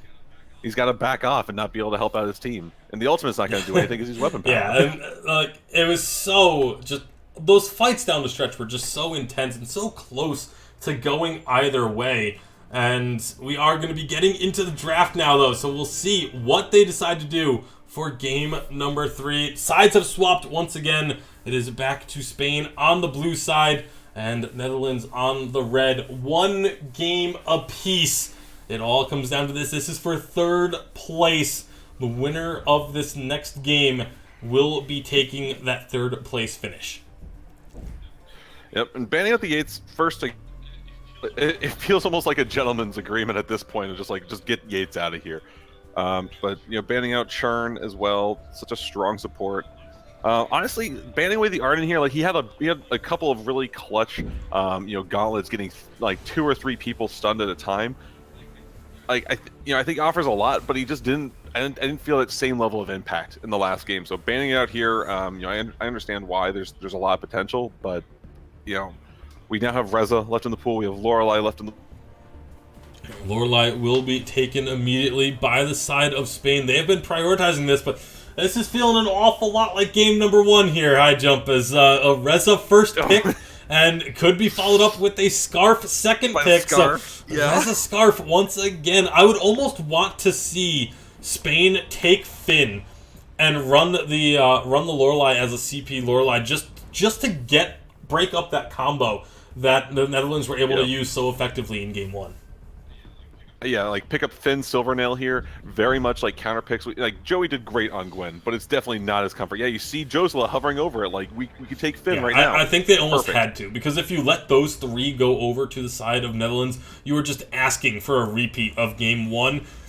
Catherine could also be really strong here because, again, there's so much damage that is not able to be kind of chosen where it goes. If you, in a way, it's just damage that is going to be taken, which will get that reflex. But instead, they opt for the Lance once again. Bruto played phenomenally on it. He set up so many kills for the team and saved his team on numerous occasions as well. So I like seeing him on this Lance. I can't wait to see what he's able to do with it this time around.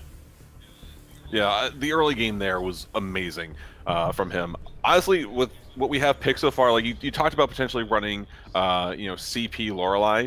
I think we could still potentially see the Malene here. You know, Josela played that amazingly. You know, can deal with the Scarf pretty well. I mean, she brings just so much to the table. Like after you know, level 2, like 4 cooldowns, you're able to just have so much mobility. But Silvernail getting picked up, and now we might be seeing the Lyra. Lyra and Tony are both getting hovered, and it is going to be the Lyra lock-in at the end. So a great engage tool, but they don't have really anyone to tank damage at the moment. So it definitely will be interesting to see where they decide to go with that final pick. You gotta figure it's going to be someone tanky. Because, like, if you don't, then, yeah, you can engage, and you have a lot of damage, but you're just going to get melted as soon as you try and go in.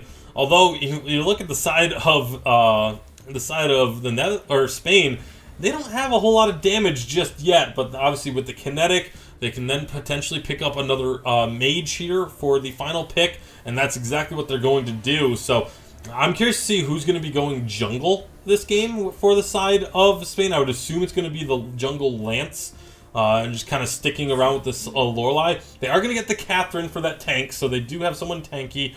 They have that hard engage with both Catherine and Lyra, but this is still going to be kind of a high risk, high reward composition for the side of Netherlands.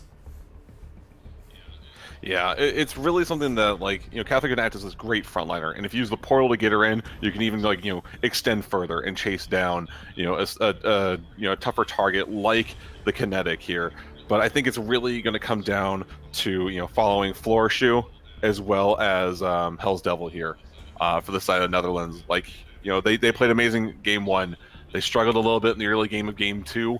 Can they redeem themselves and secure 3rd place in game 3? Yeah, we'll find out here momentarily as we will be loading onto Sovereign's Rise. Actually, a very quick load this time around as we are into game number 3. Winner takes all in this third place match.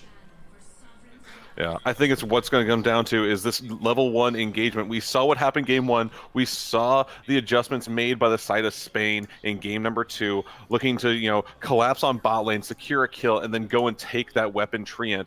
I'm wondering how is the Netherlands going to react to that? Are they going to go for a similar strat? But what we're seeing what we've usually seen. Joey Skaggs and Florshoe buddying up in the top lane.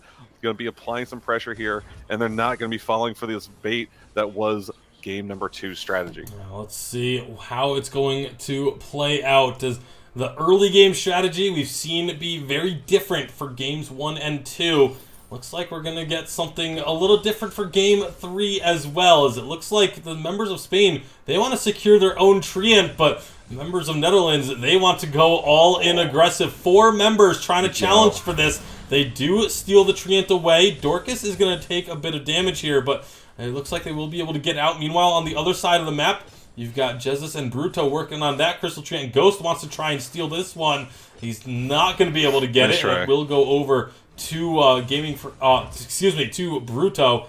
And so it will be just crystal buffs traded. So kind of a more conventional start to the game as opposed to what we saw in games 1 and 2. Yeah, I do like the attempt though. You saw the Netherlands going for this pincer onto Crystal. I thought Miguel was going to be the one to get stuck there. Like, yes, he was in a pool, so he's had a little bit increased movement speed. But after that, Lorelei is not not going to be getting away from any sort of CC. So well done by Spain to be able to disengage from that. And now they've set their eyes on this weapon treant. But Joey Skaggs and Florshoe, they're at full health. All right. Oh, Josela diving in That's a deep. lot of damage being done. Joey Skaggs is going to fall. That's going to be a quick kill returned, though, as Reza actually picks one up for himself. Bruto, extremely low as well, should be going down to Hell's Devil on this Scarf. He gets one more Spitfire to connect. It should do it. Goop for extra measure. Gets the crystal buff. Gets the crystal buff traded back onto him as well. And that's going to be, overall, an advantageous start for the side of the Netherlands. Yeah, I mean, you don't want Joey Skaggs to go down, but if there's going to be someone to pick up the return kill, having Florishoe be that person, perfect day for them. And we got to talk about this. The weapon treant wasn't even taken, so it's like they secured that kill and they safely, they've saved their weapon treant from being stolen away from them. So I'd expect them to clear out this top lane. Joey Skaggs to drop down with Florishoe and go pick up that weapon treant and the gold oak as well. Yeah, so a great start for the side of Netherlands. Definitely not insurmountable for the side of Spain. It's not the worst start that they could have had, but obviously would have loved to have come out a little bit better in that trade up on the top side of the map. Now they're looking to steal away a little bit of jungle from Ghost. They will be able to do so. Getting that healing treant, making sure they want to keep the pressure on. When you have these 2v1 lanes, you want to pressure that single target as much as you can. Meanwhile, crystal treants are respawning, and Netherlands very quick to go aggressive and steal away the Spain crystal treant once again.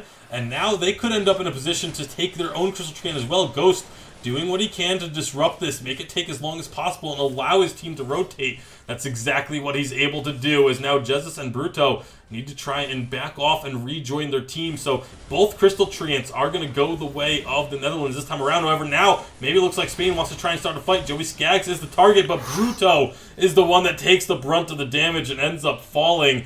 And great job responding to that aggressive attempt from Spain by the Netherlands. Yeah, I think what it really comes down to is vision. Ghost knows he's going to get bullied out of this. But they do find themselves a kill, and I think they're going to be perfectly fine with giving up a weapon treant to a mid laner and getting a kill for their troubles instead. Yeah, but Catherine's going to get bullied out of this lane, so dropping all these cameras to be able to come and contest this crystal buff every time that, Bruto and Jesus are backing up to come farm this jungle, allows him to stay kind of in the mix and be able to set up his team to be able to make up for him not getting farm, and that's perfect on a hero like Catherine. Yeah, absolutely. And again, Hell's Devil on this Scarf, he had a phenomenal game in game number 1 alongside the Reza, but they don't have that big tanky Finn this time around to kind of help set things up for them. And keep them alive when things do get sticky. So we'll see if that's going to have an impact on this game as we get later into it. Joey Skaggs and Florishu getting forced out of their own side of the jungle as the weapon tree spawns, trying to just regroup with the rest of their team. You see Miguel Bruto and Dorcas both wanting to get involved on this weapon tree, but everyone from the Netherlands is pretty much here to make sure that they secure that buff. Yeah, honestly, I'm amazed at that aggressive positioning from Joey. Like, when I play carry, I'm just rushing right at 3 people. Yeah, it's definitely, he shows the confidence that he has as well to be able to position that aggressively. And right now he's pretty low if they want to try and contest this tree. And Flourish does dive in, but gets caught up with a stun, does have the second dash to get out of there fully. And so is going to be okay for now. Jez is now going to be a bit of a target, but no one's really able to follow up on it. So everyone's just going to be backing off. Still 4 kills to 1 in favor of the Netherlands with about a 2k gold lead. So things are going pretty well for them. Yeah, Crystal Trina is the next target. Floorshoe's, getting caught out a little bit, but it's the way that the Netherlands kind of started this game off is really forced this just this one game meta of just okay, we have to travel as 5 super early. It's only 6.5 minutes in, and we have both teams running around as 5 just to secure a buff that's not even going to be used to farm well or trade effectively in lane. We'll see. It's all just about getting everyone together. Make sure you don't give up any opportunities to your opponents. Make sure nobody gets caught out and just is blown up instantly, and then you all of a sudden have to deal with that 4v5 situation. Ghost gonna be going down here to the bottom lane, but it's actually just taking a ton of damage from Jezzus. Jez is doing a great job of kind of skating around the outskirts of that turret range. Does take 1 shot at the end, but look at how low he's been able to get this Catherine.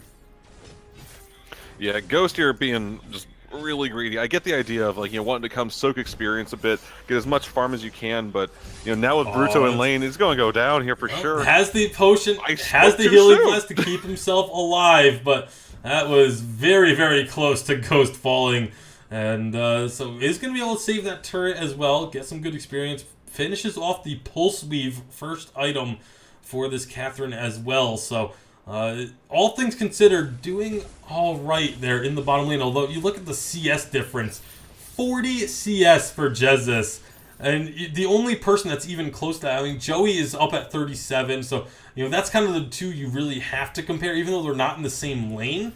That's kind of the similar roles. So Joey's doing a great job in his lane as well, but all of these solo laners doing really, really well on CS. The only one that's kind of behind is Josela in this mid lane. He's fallen about 7 CS back on Hell's Devil. Again, not an insurmountable number, not anything you need to be really that concerned about, but it is still an advantage that Hell's Devil's been able to find.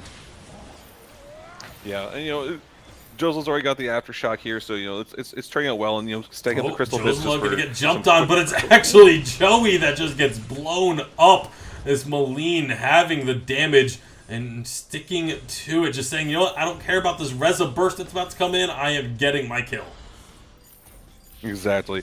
Got it. Even if you're behind on CS, you start getting those kills, it's going to help you catch up on items very quickly.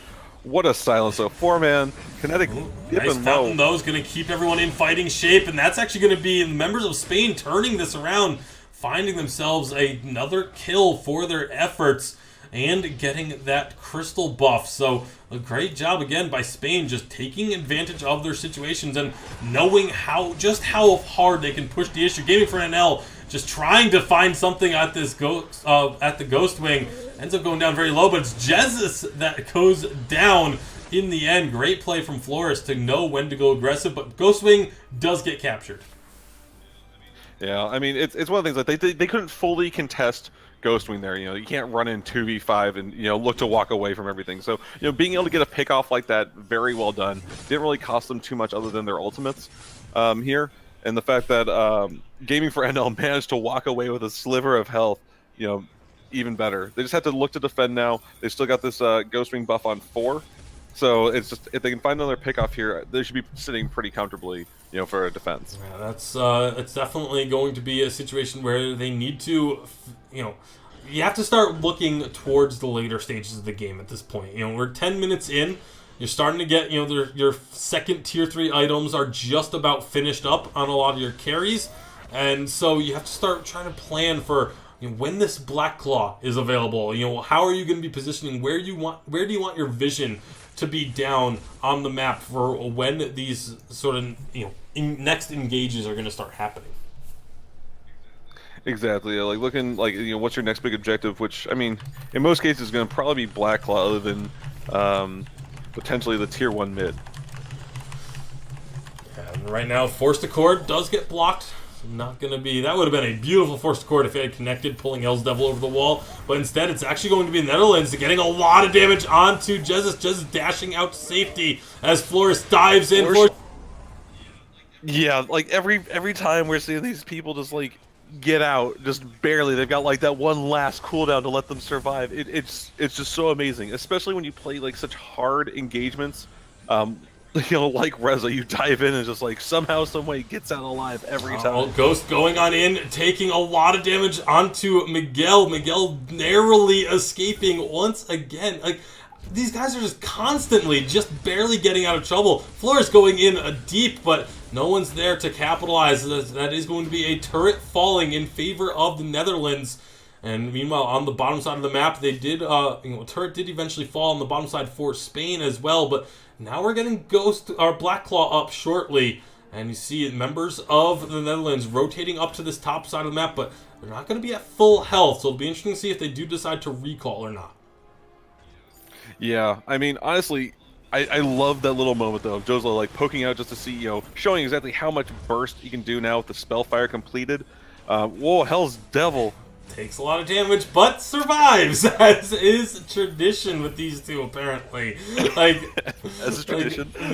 It's just constant, sliver of health bars remaining for these carries, and somehow getting out alive.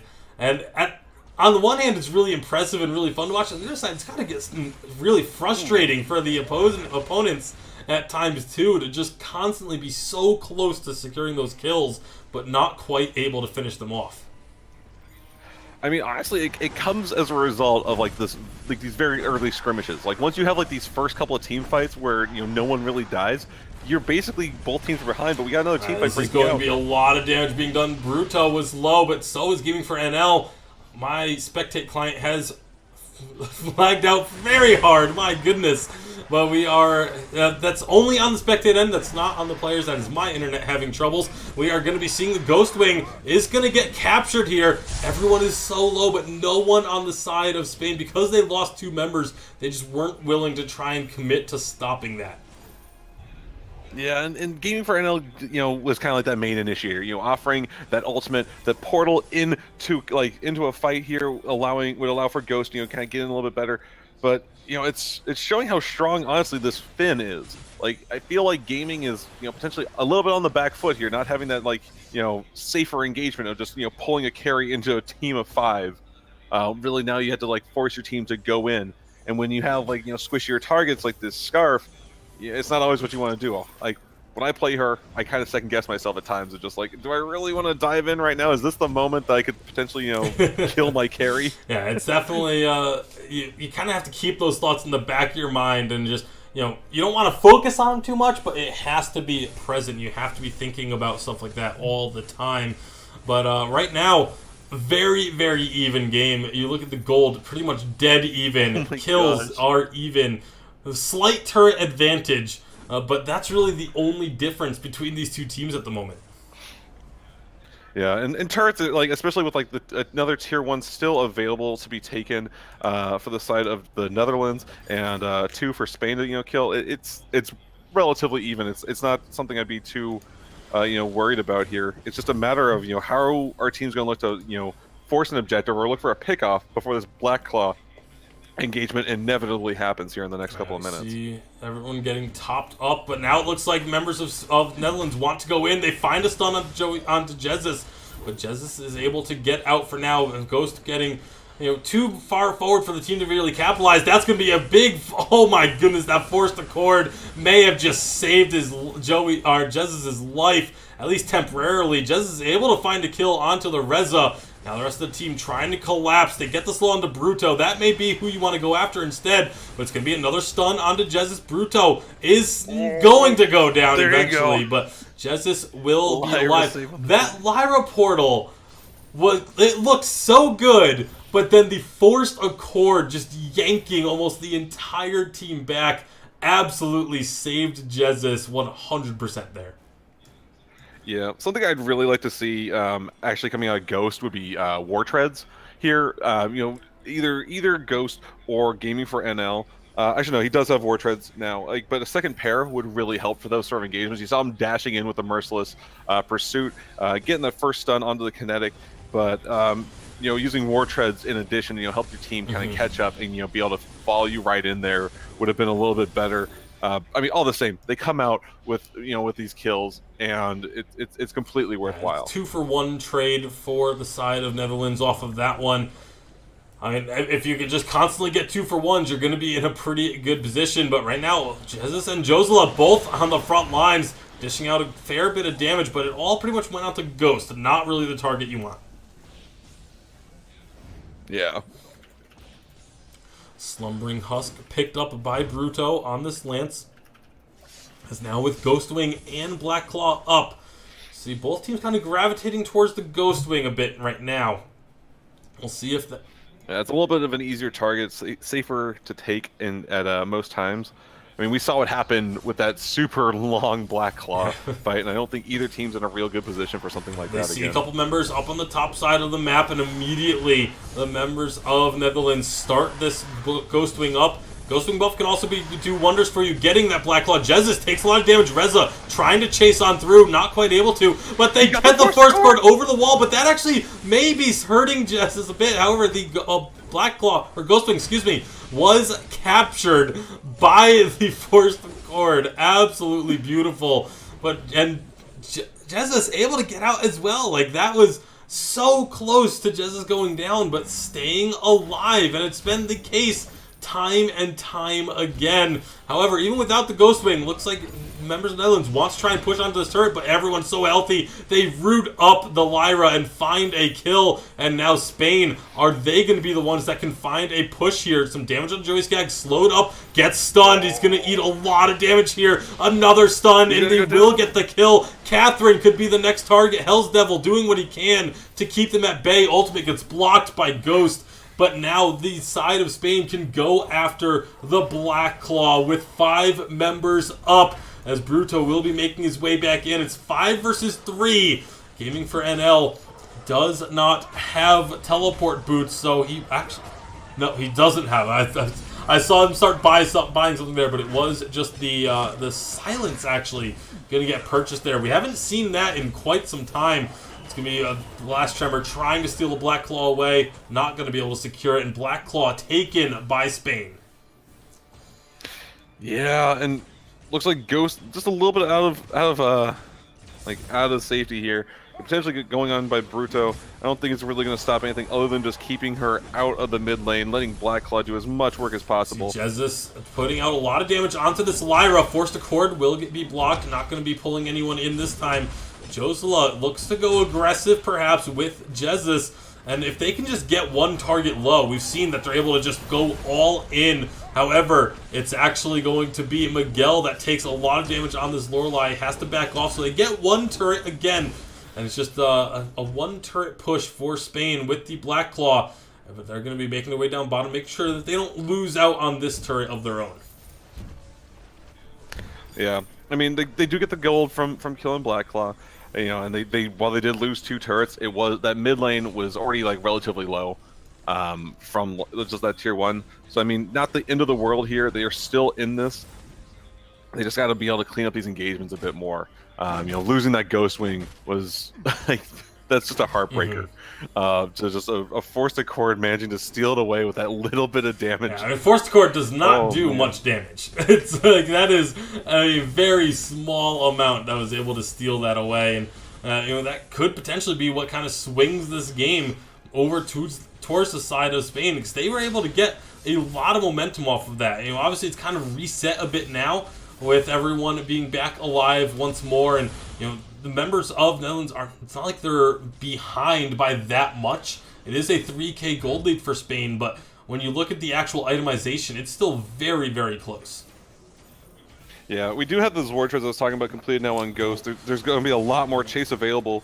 It's just already going in. Dragon's Breath is well being used, but it's not going to be hitting anybody. That's a couple of ultimates being used there on either side of the map, but not going to be enough to really scare them. Ghost wanted to try and recall, but nearly got caught. Hell's Devil, big slow. Forced Core doesn't hit. Block still lingering for the Impale as well, and all of a sudden Hell's Devil turned a lot of damage back around, but the rest of the team had retreated because they had to stop this push. It was Josela nearly taking down the mid turret, and a top turret being worked on by Miguel will actually get that one. So nice job by Spain, just splitting up and just forcing the Netherlands kind of all over the map. Ghostwing being started up by Spain this time around. They should be able to secure this before the Netherlands can get here to stop it. Yeah, I mean, minor consolation. Hells is able to steal away their blue buff, and Gaming, look, dropping low, uses the portal. Portal being used. Meanwhile, Flourish, who nearly took out Miguel, but could be in a bad spot now, does dash over the wall to get to safety.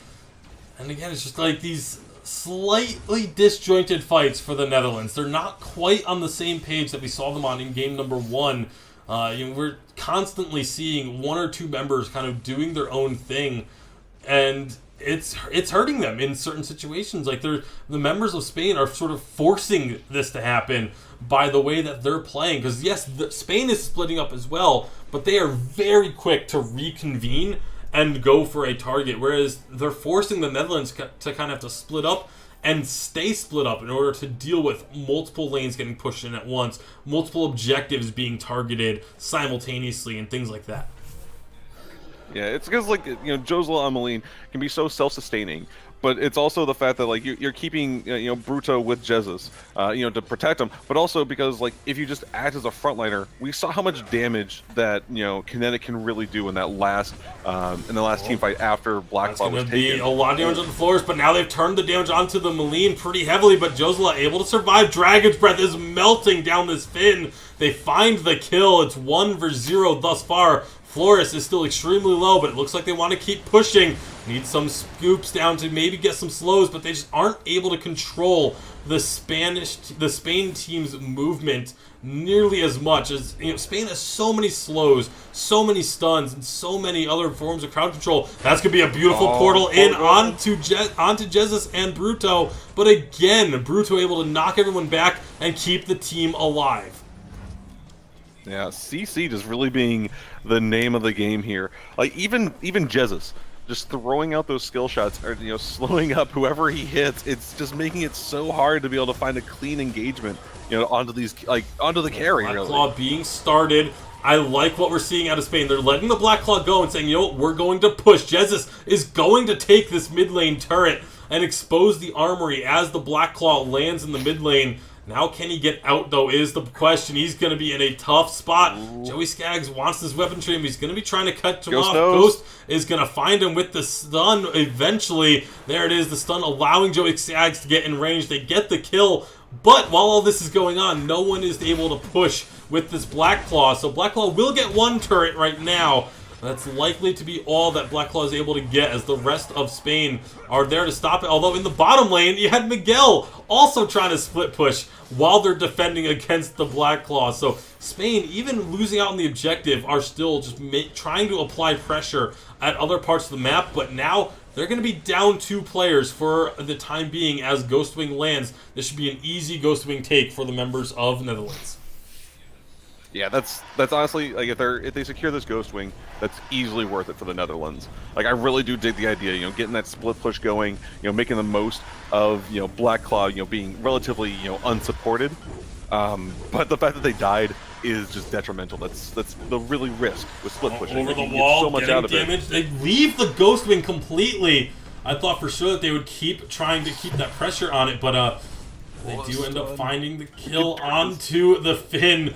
And that's going to now finish off the Ghostwing eventually. So Ghost being captured for the Netherlands with now Finn down for a while. And Dorcas being down could be really big. He's a lot of the kind of sustainability for this Spain side. They get the kill into Bruto as well. This could be really, really devastating for them. You had Josela up in the top lane trying to push in a bit. He's going to be recalling back to base, but this middle turret is going to be falling. One minion there to strip away the barriers, all they need, and it's now both mid lane armory turrets down. Yeah, it's. I mean, the fact that both armories are, they're still up makes it better. I do like that from Josela though. Got half the health off the top turret. A little bit more thanks to minion help, and it forced the recall of Hell's Devil. So I think if Hell's was in mid, they would have potentially traded a turret for an armory there though. I think they would have felt a lot safer diving in onto the side of Spain. So with no neutral objectives on the map as far as the dragons are concerned, it's just going to be a little bit of farming for both sides, likely waiting for that opportunity to go after one of those dragons when they respawn. And so we just see kind of everyone finishing off a few more items. Nearly full build coming out for the carries. Hell's Devil is just half of a defensive item away from being full build. And so we're again reaching that point where gold doesn't mean a whole lot. 70k gold on both sides. It's a 1k gold lead, but that's not going to amount to a significant advantage when it comes to team fighting. Big force the cord though, pulls in two. Flores trying to do what they can, but no one from the side of the Netherlands can get there as the beautiful just pool getting put down by Miguel, keeping the rest of the Netherlands at bay and allowing Spain to pick up a kill. That's 4v5 too. Like, Kinetic was on the other side of the map, stopping at the river shop, and that was, they didn't feel comfortable enough to dive in. But Jesus, getting aggressive. Really, really great force to cord. Excuse me, just completely splitting that team up. But now, Miguel, just the slow that pool provides is insane. The amount of map control that you have with a Lorelei, but this is going to be a big fight. Everyone's grouped up. Joey Skaggs on the backside trying to get the damage down onto the carries, but it's Hell's Devil that drops first. That could be devastating. Netherlands doing what they can. Joey trying to get the kill onto Miguel, but he's constantly getting stunned up. Now it's going to be 4 members collapsing onto him, and that poor Silvernail has nowhere to go. Meanwhile, up top, it's Josela chasing down Ghost. Will find a kill there. Spain, 3 kills for 0 in their favor, and they have an exposed armory. They're going to try and push in and get what they can. It's just Flores Shu trying to find a kill, trying to dissuade this any way possible. Not going to be successful, and it looks like Spain will be taking down the Vein Crystal and finishing off the Netherlands. 3rd place will be going to Team Spain. Well deserved. Like, congratulations to them. That was, like, after that game 2 and that clutch call to just go and push for the crystal, and here staying calm and being able to collect themselves after a really rough start to the early game. Congratulations to them. Absolutely incredible comeback for Spain, being able to take game number 2 and now game number 3 in 2 extremely close games. That these two teams were so evenly matched, absolutely deserved to be going against each other, and Spain, like you said, just doing what was needed to find the victories in the end, able to just use that early advantage they had in game number 1 and just manage to close out the game. And then here in game number 2, kind of coming from behind a bit, able to use this big tanky front line, constantly keeping their carries alive on slivers of health, and then ultimately getting the picks when they needed them. Yeah. Honestly, I think it really came down to that draft. Like, we talked about, like, they should pick up Finn here, and then they followed up with, like, Malene as well, which Josela had an amazing game 2 on, and, still here, not the same, but, got the job done. Was that root, was that heart, like, was the CC that was needed to kind of fill in, for a little bit less than what they had in game 2. I really love what they did here in this game. It looked so good for them. Like, there were moments where it looked shaky. There were moments where it looked like Netherlands were going to take control and run away with it, but it just never happened. They weren't quite able to do to pull the trigger on certain situations, and in the end, Spain will be the third place finisher in the first WESG European qualifiers. Congratulations to them. And that's going to do it for our third place game. We will have our finals coming up in actually not too long from now. I'll have to double check when the teams are going to be ready, but we should be able to get going with that pretty soon. Let me double check and see if we have an answer on if the teams are ready or not. Let's see Let's find out if the teams are going to be ready here momentarily, or if we're going to go to a short break, or if we're going to be taking the stream down. That's the real question that we have at the moment. I'll get a couple of the players on and see what they say. I think we're just going to go to some music here from the looks of things. It looks like a lot of the players are starting to get ready, so we're going to take a short break. We will be right back. Once again, congratulations to Team Spain on the third place finish, but don't go anywhere, because in just a few minutes we are going to be having our finals between Germany and Russia. Do not go anywhere. You do not want to miss this matchup. It's going to be one heck of a series. Don't go anywhere, guys. We'll be right back.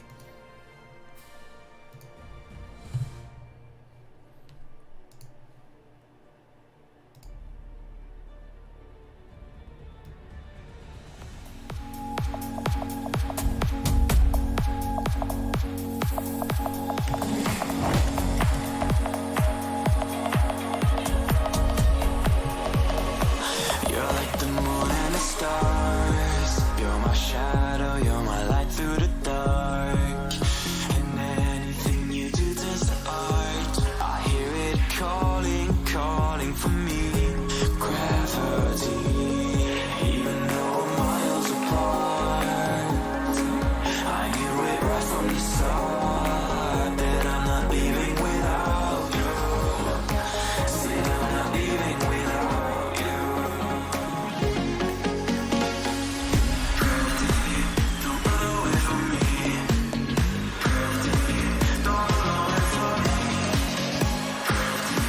Don't run away from me. Don't run away from me.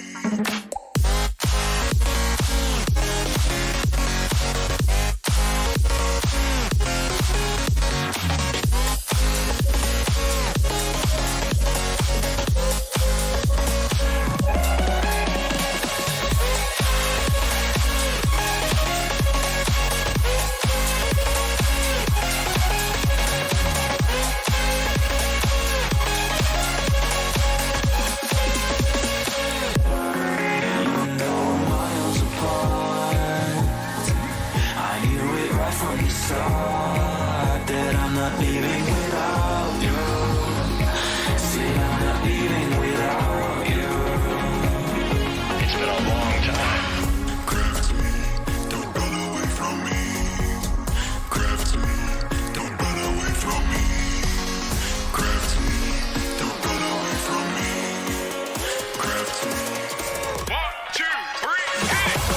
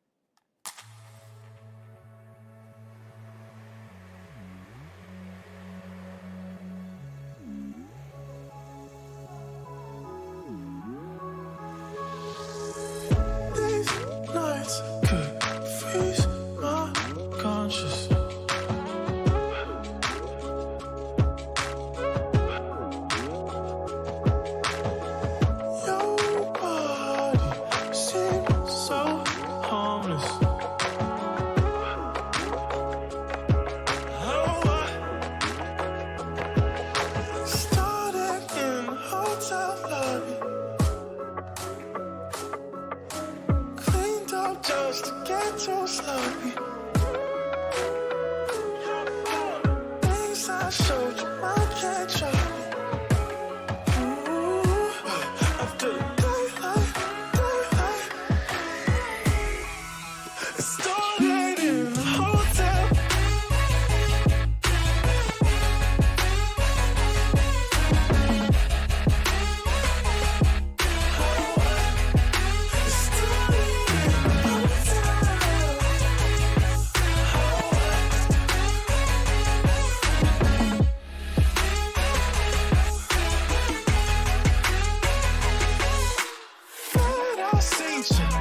Some ice cold drinks in this dark room.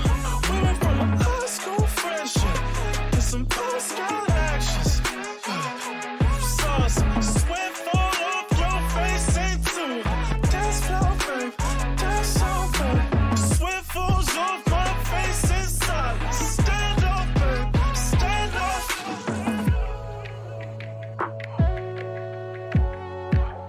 Stand up.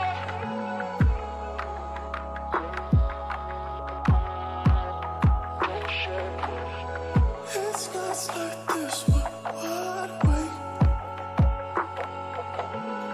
It's times like this, you shy away from me, babe. Started in the hotel lobby.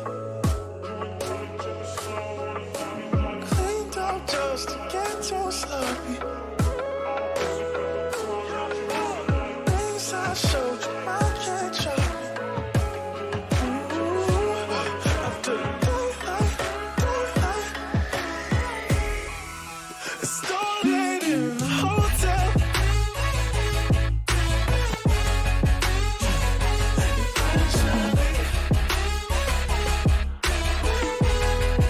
It started in the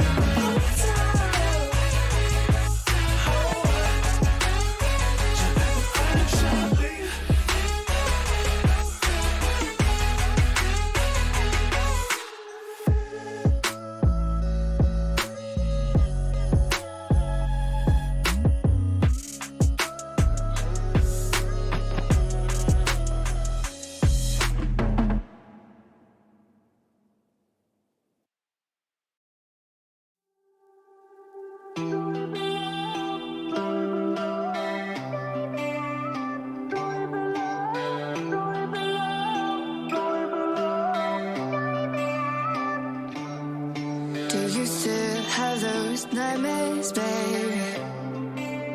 Where you see me, you still tell yourself you hate me.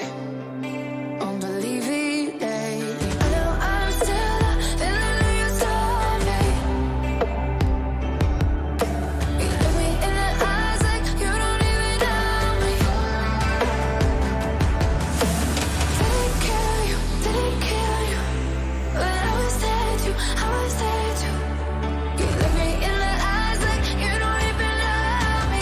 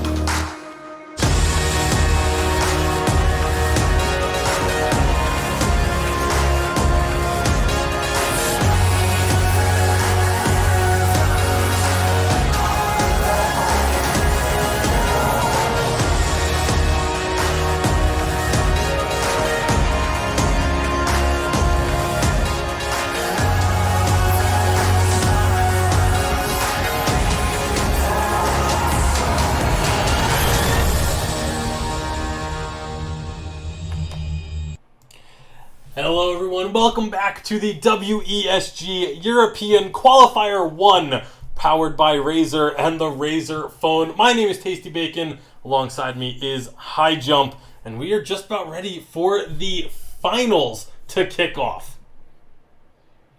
Yeah, honestly, after that first series, it has me just all the more hyped for what this grand finals is. We have Russia and Germany, just these two powerhouses that have dominated their respective groups, finally clashing up against each other. I think this is honestly what a lot of people were expecting finals to be. When you looked at the group draws and you saw who was in each side of the bracket, I think the odds-on favorites were both Germany and Russia making it to the finals.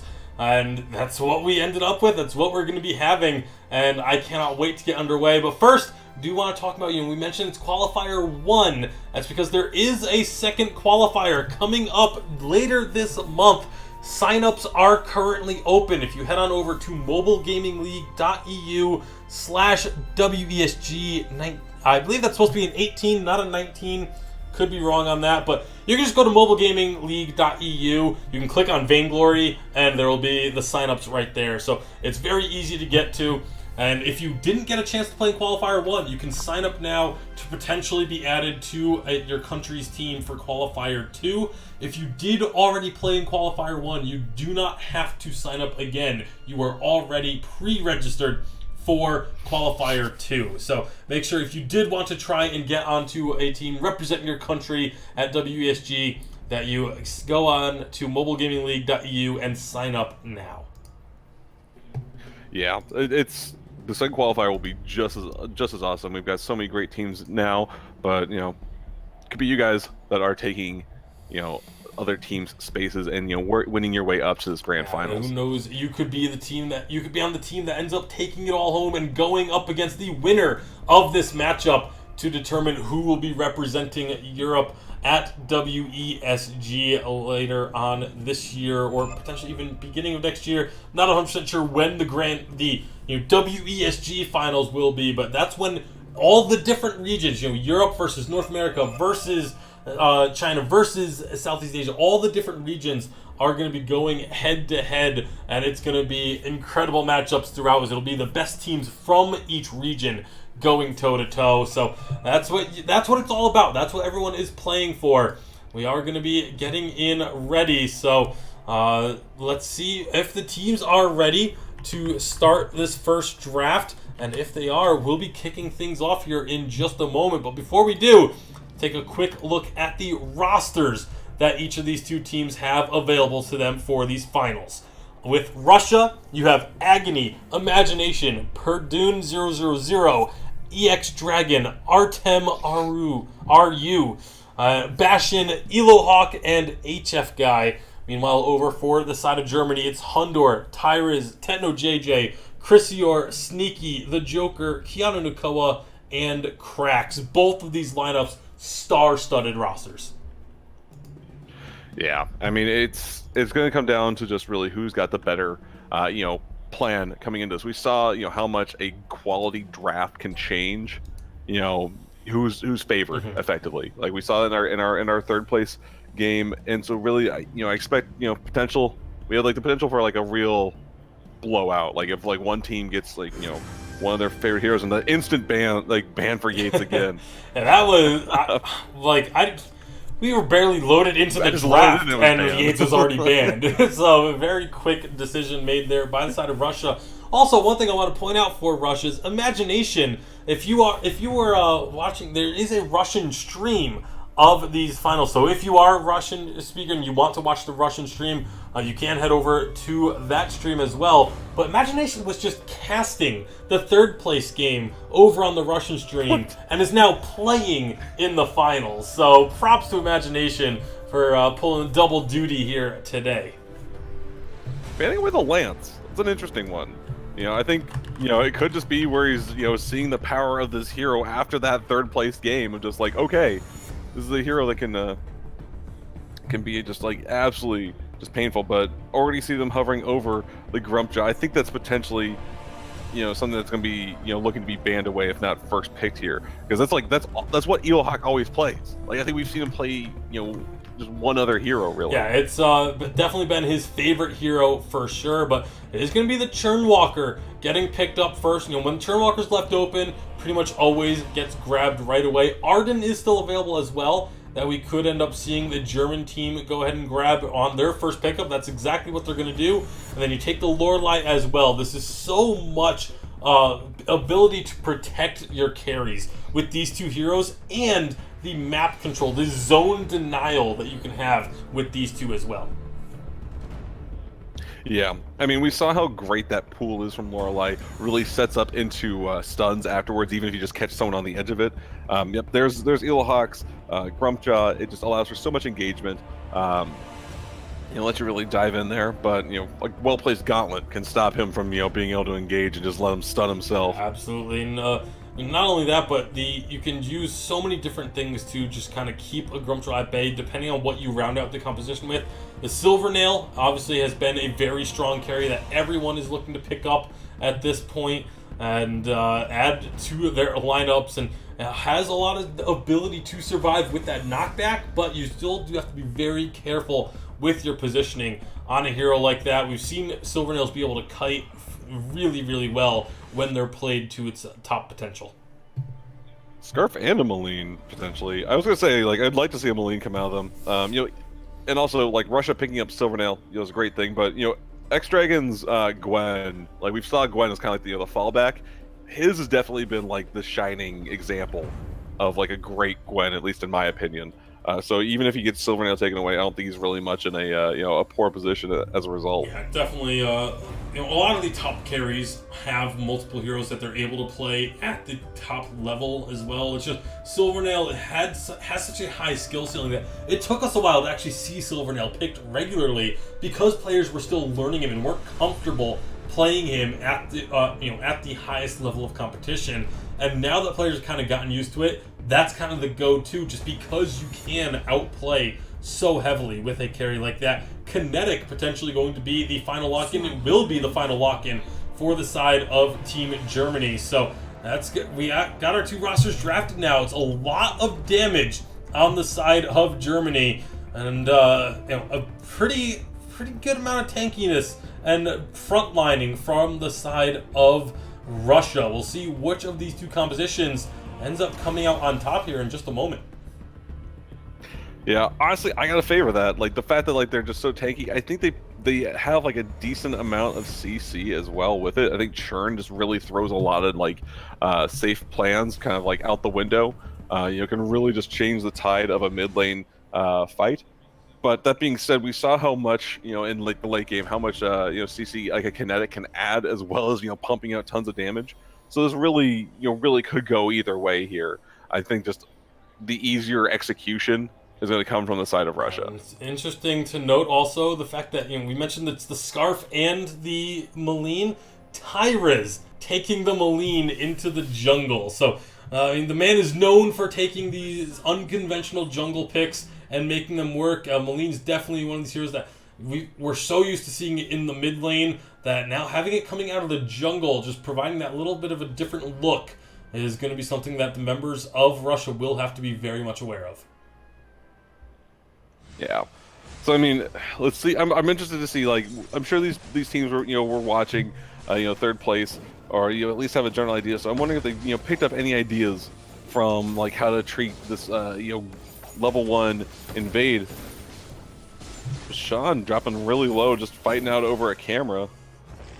Yeah, it's definitely going to be something you got to be careful of. Make sure you don't give up early kills, especially if you're not even fighting over a buff or anything like that. But this is going to be both teams actually securing their own Crystal Treants, which is a slight change of pace from the norm. Usually we see the opposite teams taking their opponent's buffs, but both teams getting their own Crystal Treants and then kind of just rotating into their lanes from there. So all in all, it's effectively the same style of start, just happening on a different side of the map.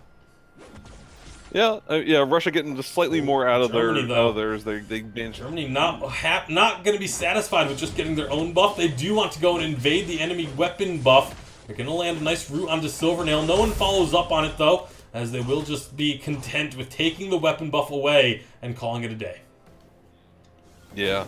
I mean, Russia managed to get like a little bit extra. They got that healing treant down the bottom, but I really like this from Germany. They're grouping up early and looking to start fights. Going in aggressively. He's going to be punished pretty heavily for it. So is Imagination. Nearly going down. Tyra is almost finding that kill.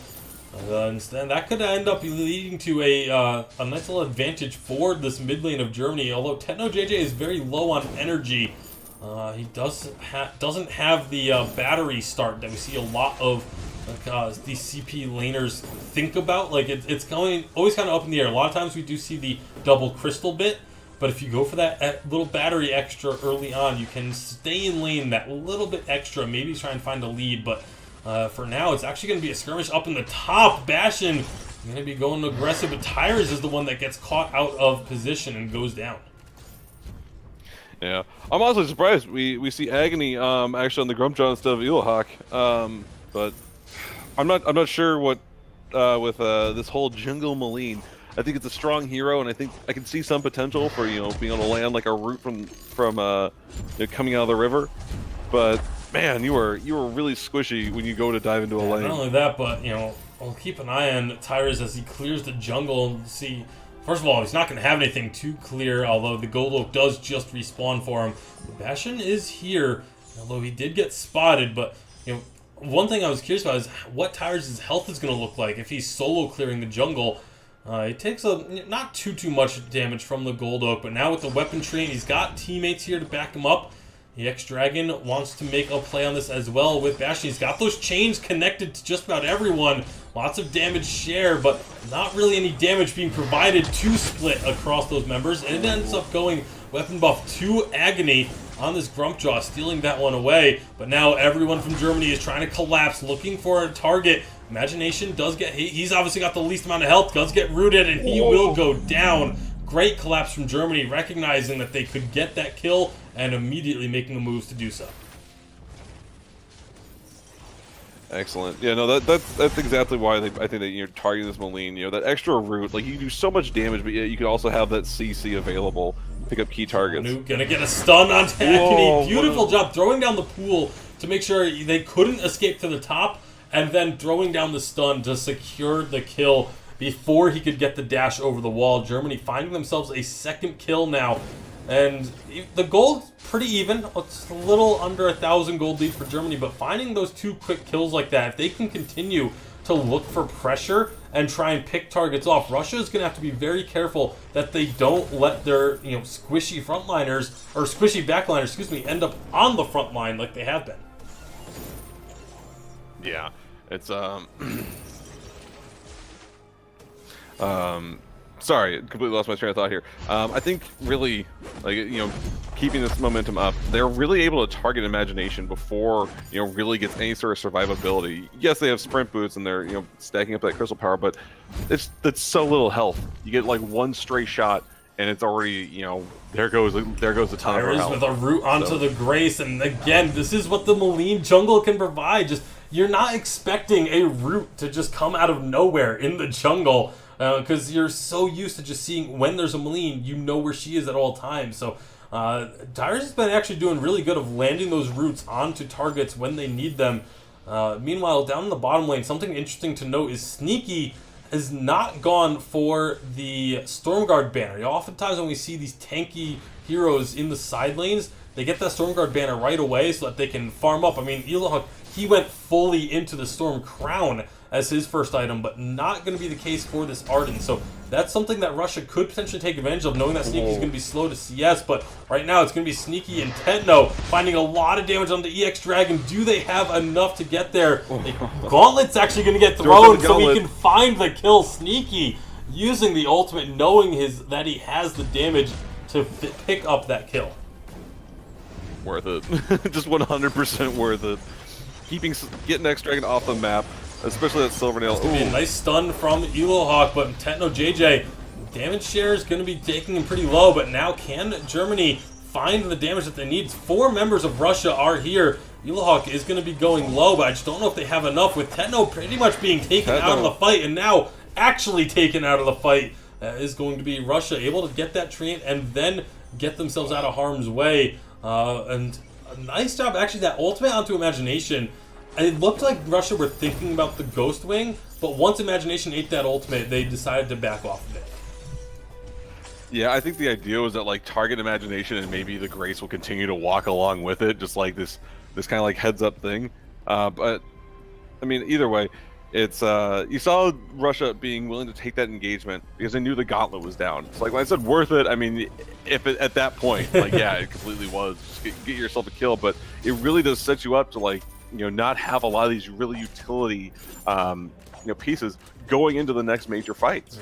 EX Dragon and Agony just going to be pushing these minions up to the turret, trying to make Sneaky lose as much as they can. But Sneaky's actually been doing a really good job keeping up with EX Dragon. Usually in these 2v1 lane situations, you see the one member, the tanky member, falling really far behind in the head-to-head CS, but that's not the case here. Meanwhile, up on the top side of the map, it's actually going to be Keanu Nikola having to boots out of harm's way. Russia looking to try and collapse on Germany. Agony not quite connecting with the stuffed, and that's going to allow everyone from Germany to back away.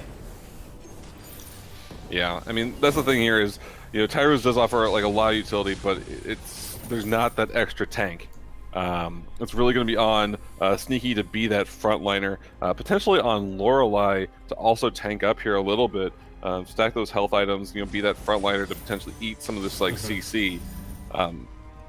But I mean, they've shown that they can make it work and then win these fights. Hondor is going to get spotted out there. Looks like Russia wants to try and dive onto him, but he has that little bit of a dash, all that he needs to get out to safety. And while they see so many members from Russia up on the top side of the map, Germany immediately make the call to go for this Ghost Wing and say, you know what, they can have our weapon buff, we'll take a Ghost Wing in return, though they're likely to lose out on a tower as well. As Russia, they understand that, when they're all visible, Ghost Wing is going to be the target. So they say, you know what, we'll just stay up here. We'll push in this top lane, take a turret for ourselves, and then see what we can do. Meanwhile, Bastion, taking a lot of damage, gets to the safety of his mid lane turrets. Down in the bottom lane, Sneaky is going to be working on this bottom turret. So thus far, it's a Ghost Wing for a turret in favor of Russia. But if more turrets do start falling, that's going to be switching, as now with a bottom turret getting destroyed, the advantage swings back over to Germany on this last sequence of events. Yeah, they even picked up the Gold Oak and the weapon buff as well. So, I mean, like, it really is just a solid trade. Or like a solid heads-up call from Germany. It's basically like, okay, let's go get Ghost Wing. And then they're able to take all the same objectives. Except, now they've got the buff. They can look to focus down this mid turret and, have the shield going into this eventual fight. A little bit of extra damage onto the structures is great for sieges just like this. Agony actually taking a fair bit of damage, but with the Scarf, Spitfire, and Goop, they get that turret down very, very low. The Ghost Wing buff is going to be wearing off here in just a few seconds. We'll see if they can get another little push onto this turret while they still have it.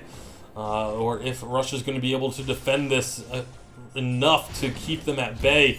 Right now, those minions are about to get there. The buff does go away, but that should still be enough for them to take this turret. Tyrus gets pulled in, but the turret goes down, and that's all that Germany cared about, was getting that objective. Yeah. I mean, they do have to deal with Celeste now being level 8. It's got that Heliogenesis overdrive, so the extra range being a real issue. But big ultimate going on through. Elohawk's going to be low, though. Gauntlet is going to put everyone back away. And so that's going to be just the crystal buff getting stolen there. Techno JJ securing that one for himself. He's up to 64 CS here at the mid lane. Massive lead, actually. About 15 CS up on Imagination. But Tyrus, he's going to get caught a bit. Uses the shadow, appears right where he is, and just gets blown up. And that's going to be now, however, a lot of damage getting traded back. Elohawk somehow still alive. He is going to be targeted, though, but that's going to be Bastion on the front lines. Going to be falling as well. Germany just finding kills and melting through Russia. They lost Tyrus right off the bat, and you thought maybe this was going to be Russia's fight, but Germany flips the switch and finds the ace. Yeah, like, I still don't know how Elohawk was alive there. Like, that extra shield, like, it looked like he was dead forever. But I'm surprised Hundred didn't go down there. Like, Grumpjaw's got so much damage that he's just laying into it and manages to survive. Very well done by Germany to, like, find those, like, proper targets. Weapon buff going to be going over to Hundor again. Hundor, the superstar carry of this team, 6-0-1. A massive scoreline already, just 12 minutes into this game.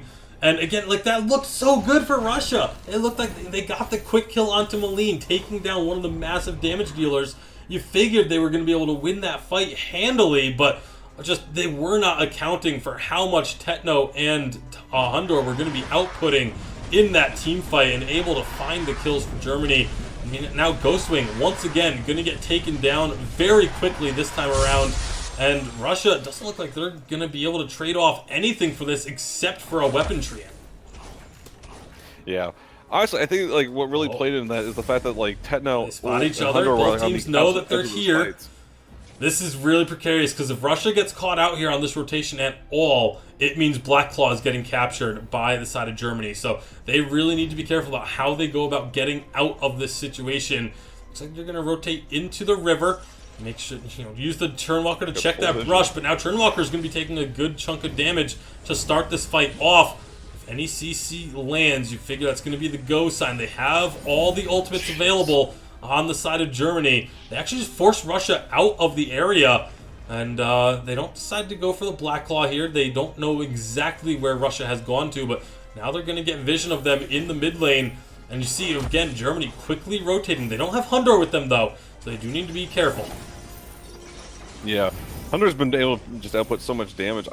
They have so much burst on the side of Germany. I'm surprised we haven't seen the Slumbering Husks come out. Black Claw started. Imagination went back to base, so they're not going to have him. Looks like Russia, they're going to let this go. They want to take turrets in the bottom lane in response. So there's going to be a recall there from Techno JJ, recognizing that it is going to be, and actually nearly stolen with that Solar Storm. Nice job by Imagination trying to get that steal, but Black Claw has been released. Techno JJ quickly clearing out that mini wave in the bottom that had been built up so that there's not going to lose too much of that. They did miss out. They did drop one turret on the bottom side, Russia did, but now with Black Claw pushing in, we'll see how hard Germany wants to try and push this, as that's going to be Sneaky jumping into the team, getting a little bit of damage, just trying to disrupt everyone, trying to just set people up to take more burst. They don't have Techno though. Techno is on his way down still, but Black Claw working through this turret, doing a good amount of damage. They nearly got that turret down, but Black Claw is nearly fallen as well. Agony takes a bit of damage. Techno JJ has joined them now. The armory turret will fall, so 2 turrets with this Black Claw push for Germany. Yeah, very well done. Techno stopped off, grabbed the crystal buff. And I mean, now that their weapon buff is starting to come back up, we have their sights being readjusted to top lane here. Minion wave already pushing in. That's exactly where they want to go. Not going to get too much though, as Imagination does a good job clearing that out.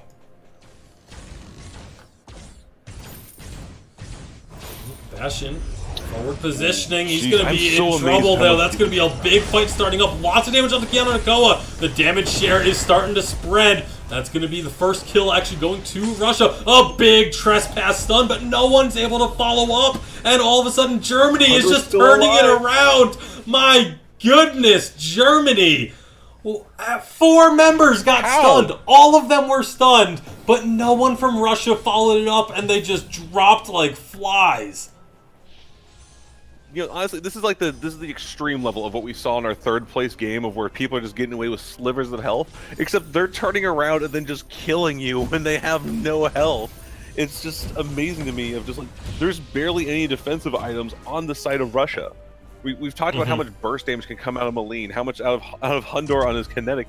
There's nothing to stop that in the itemization. And the thing that surprised me, like, it felt like a communication issue there, because Bastion, that was a gorgeous trespass that he landed, but like the rest of the team has to know he's going for that play and be willing to follow up on it. No one went in after those. Everyone was unstunned before anyone from Russia got close to that, to following up on that big stun, and as a result they finally get in, but then Techno JJ and Tyrus and Hundor just start melting them down again. So It was just a really, really unfortunate engagement for the side of Russia, and one that they should have been able to win. Bastion, once again, going to walk on up, try and get those chains down. Not only really able to get Hundor. Does get the stun on Hundor, though. That's a good target, but they can't get the kill. Hundor is going to finally go down, but not before getting a lot of damage on the Silver now. Dragon's Breath just melting on through. Is going to find a couple more kills. Meanwhile, Sneaky gets the kill onto the Celeste.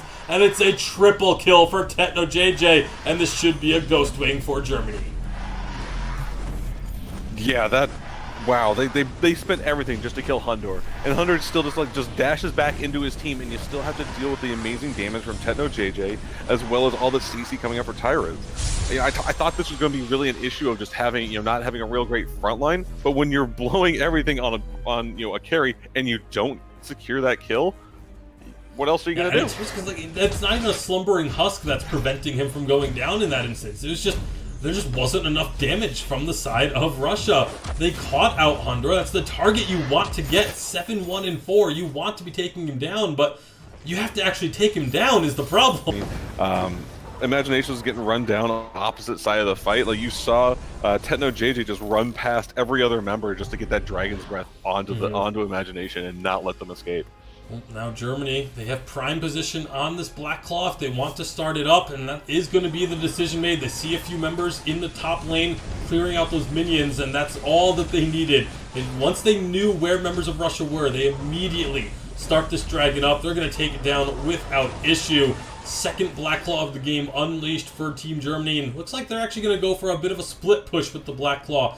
Wanted to take down this top lane side of minions, and I agree with this decision, because otherwise that was a large minion wave that would have been putting pressure onto their turret in the top, and now they're going to force Russia to have to try and decide where they want to defend. Do they defend against the members of Germany in the top lane, or do they defend against this Black Claw that's going to be working on taking down their armory? Looks like they've chosen to go top, and now they realize that, hey, we're getting split up here. We have to just clear out that mini wave, then go and try and stop Black Claw, but Agony gets caught a bit, loses about half his health, and now Germany, they don't even need the minions. They just push on in, take down that armory turret. Black Claw is still alive, just barely. Will not take down the armory, however. Let's see if Germany want to push this issue anymore. They are going to get the route onto Churnwalker. That's going to prevent the engagement from Russia now, but Germany, they're not going anywhere just yet. Looked like they were willing to back off, but they want these armories. They get one. Can they take this? They should be able to take the second one, but Hundor finally realizes that it's low. But now he's on his own. The rest of Germany has to back off. Looks like the call was made for them saying, hey guys, this armory is low. We should stick around and secure it.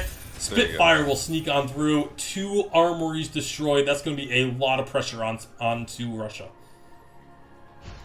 Yeah, I like that. Like Hundor probably is the one sitting there making the call like, oh, this is low. We should kill this. It's going to be a kind of a missed opportunity otherwise. So now they got this time of like almost like a power play. Really, they wait for the next respawn of Ghostwing, and I expect them to just go push down bot. Really, have these 2 lanes that are going to be consistently pushing in, keep their attention elsewhere, because one wrong move, and then you can look to just run over the side of Russia. Trespass gets blocked by Tyrus going to the Shadow Form, and that's going to leave Bastion exposed heavily, taking a lot of damage there. This is 4v3 and they're backing off. Yeah, I mean, it's just this German team has such a massive lead right now. I mean, I want to go back to the shot call in the base to take down that second armory. I do love the way that Hundor recognized that the armory was extremely low, but didn't go too greedy himself trying to take it down. He realized it was low, backed off, and told the team to come back so that they could finish off that armory. And like a lot of times you'll see someone recognize an armory being really low like that, and they'll say, all right, I'm just going to go and try and finish off this armory, and if I die, I die. But Hundor knew that he had his team right there, knew that they would be coming in to make sure that they could just take the armory for free. So again, I love how this German team just works so well together. Yeah, I mean, we've talked about it before, but there's a reason why there's a new Team Sly. Like, it's the communication and like the practice that they've been getting as a squad is just showing here. Up this final armory turret. Looks like Russia going to make a last-ditch effort trying to go in, but Tyrus wants to flank, but he can't quite get in. Tyrus is not involved in this fight for a long time. Agony will get a stuffed-up member. It's going to be sneaky that he pulls out to the side, but now here comes a big Dragon's Breath inside the gauntlet, and Russia is melting. That's going to be TechnoJJ finally falling. Members of Germany are extremely low. Imagination still so healthy. They weren't able to get the Celeste, and all of a sudden now, this could be Russia finding themselves a team fight. But never mind, Germany are turning it back around. My goodness. Keanu, Sneaky, and Tyrus. What a way to end that fight. Yeah, that's going to be the game, too. With 2 armories down, this crystal is super squishy.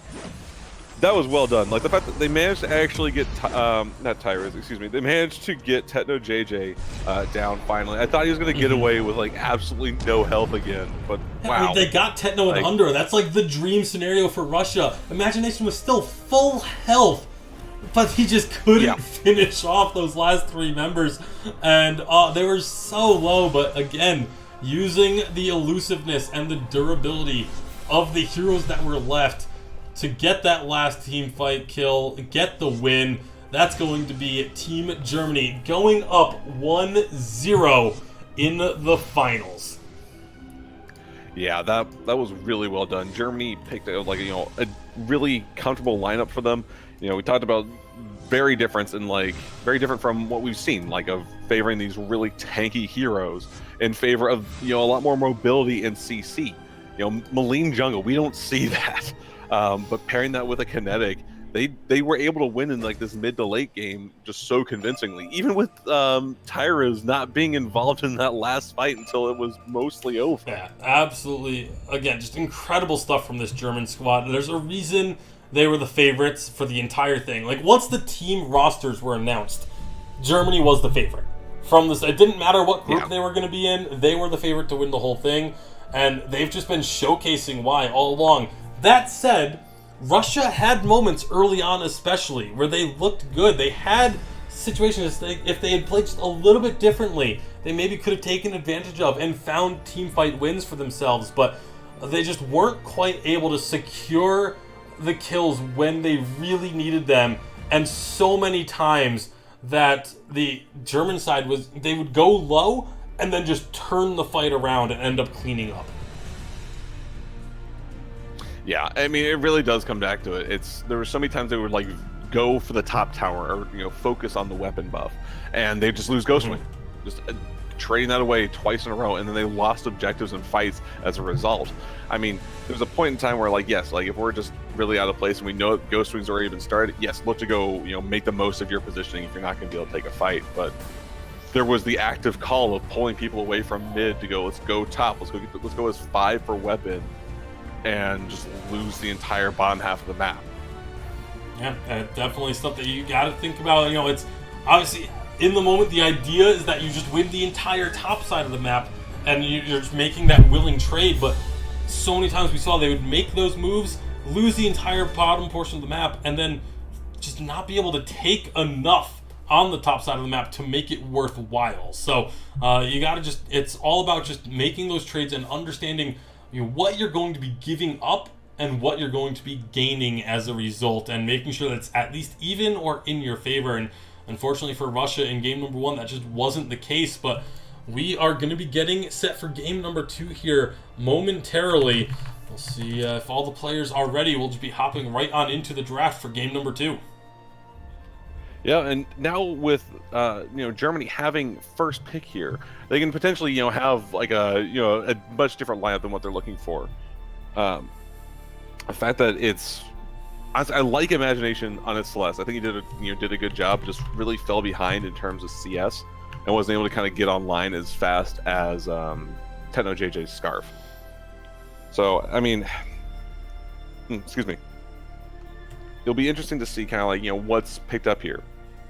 Honestly, I would love to see I'd love to see this series go to game 3, but at the same time, I'd also love to see what happens if Anka gets through.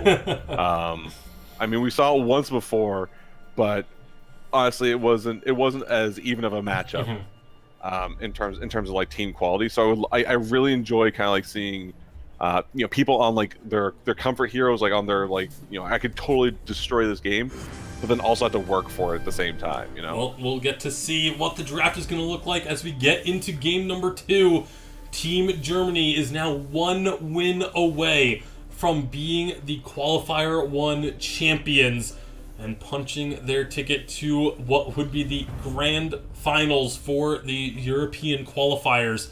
This is all they need. One win here, and they will be one of the two teams that will be battling it out for that for the single,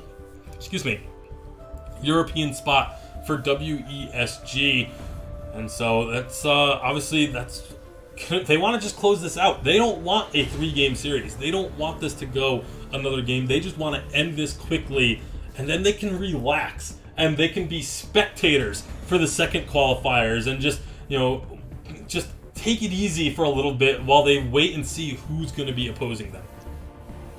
Exactly, and by that point, there's gonna be so many VODs and be able to see how other people are interpreting the given patch. The one thing they do kind of lose out is all the play experience that you get from it. Interesting, Russia not taking their first ban. Not sure if that was an active decision or if Imagination just wasn't ready to select a ban, but this is going to be now a lot of heroes left open as Churnwalker does get taken off the board by Germany. So we'll see if this was an active no-ban decision here or if we may end up restarting this draft. Well, it is going to be... So yeah, throwing away the Ozo ban. So they chose to keep all these heroes open. This is... I got my wish. Yeah, Anka, Reza, so many things still available for both of these teams. And now, Germany, they only get one of these power picks, whereas there's still 3 to 4 power picks available. They will take the Reza. That's almost certainly going to go into Tyrus' hands. That's a hero he's extremely comfortable with. Yeah. For a first pick, easy. Anka gets banned out, but I think of what's left, I think Reza has an easier time. Even if he gets shut down a little bit, he can come back in late game more so, where Anka's very much more snowbally. If she gets a good start, wins the game. She starts out kind of rough.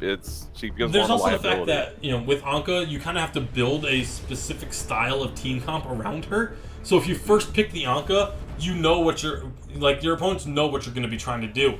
Anka does not get picked up here, interestingly enough. It is going to be the Maline taken off the board by Russia. And so now Anka could come through for Germany, and we've seen Hundor play Anka in other events and absolutely decimate with it. 22 kills in a VPL game for Hundor on Anka. So it'll be interesting to see if they do decide to start drafting kind of around this potential Anka pick for Hundor, or if they do decide to switch, you just leave the Anka and just say, you know what, we don't want this hero, and it just goes through the whole draft. That is very much a possibility, even with how frequently she gets banned. Kind of looking it is frequently when she does get left unbanned that she just doesn't get picked up at all.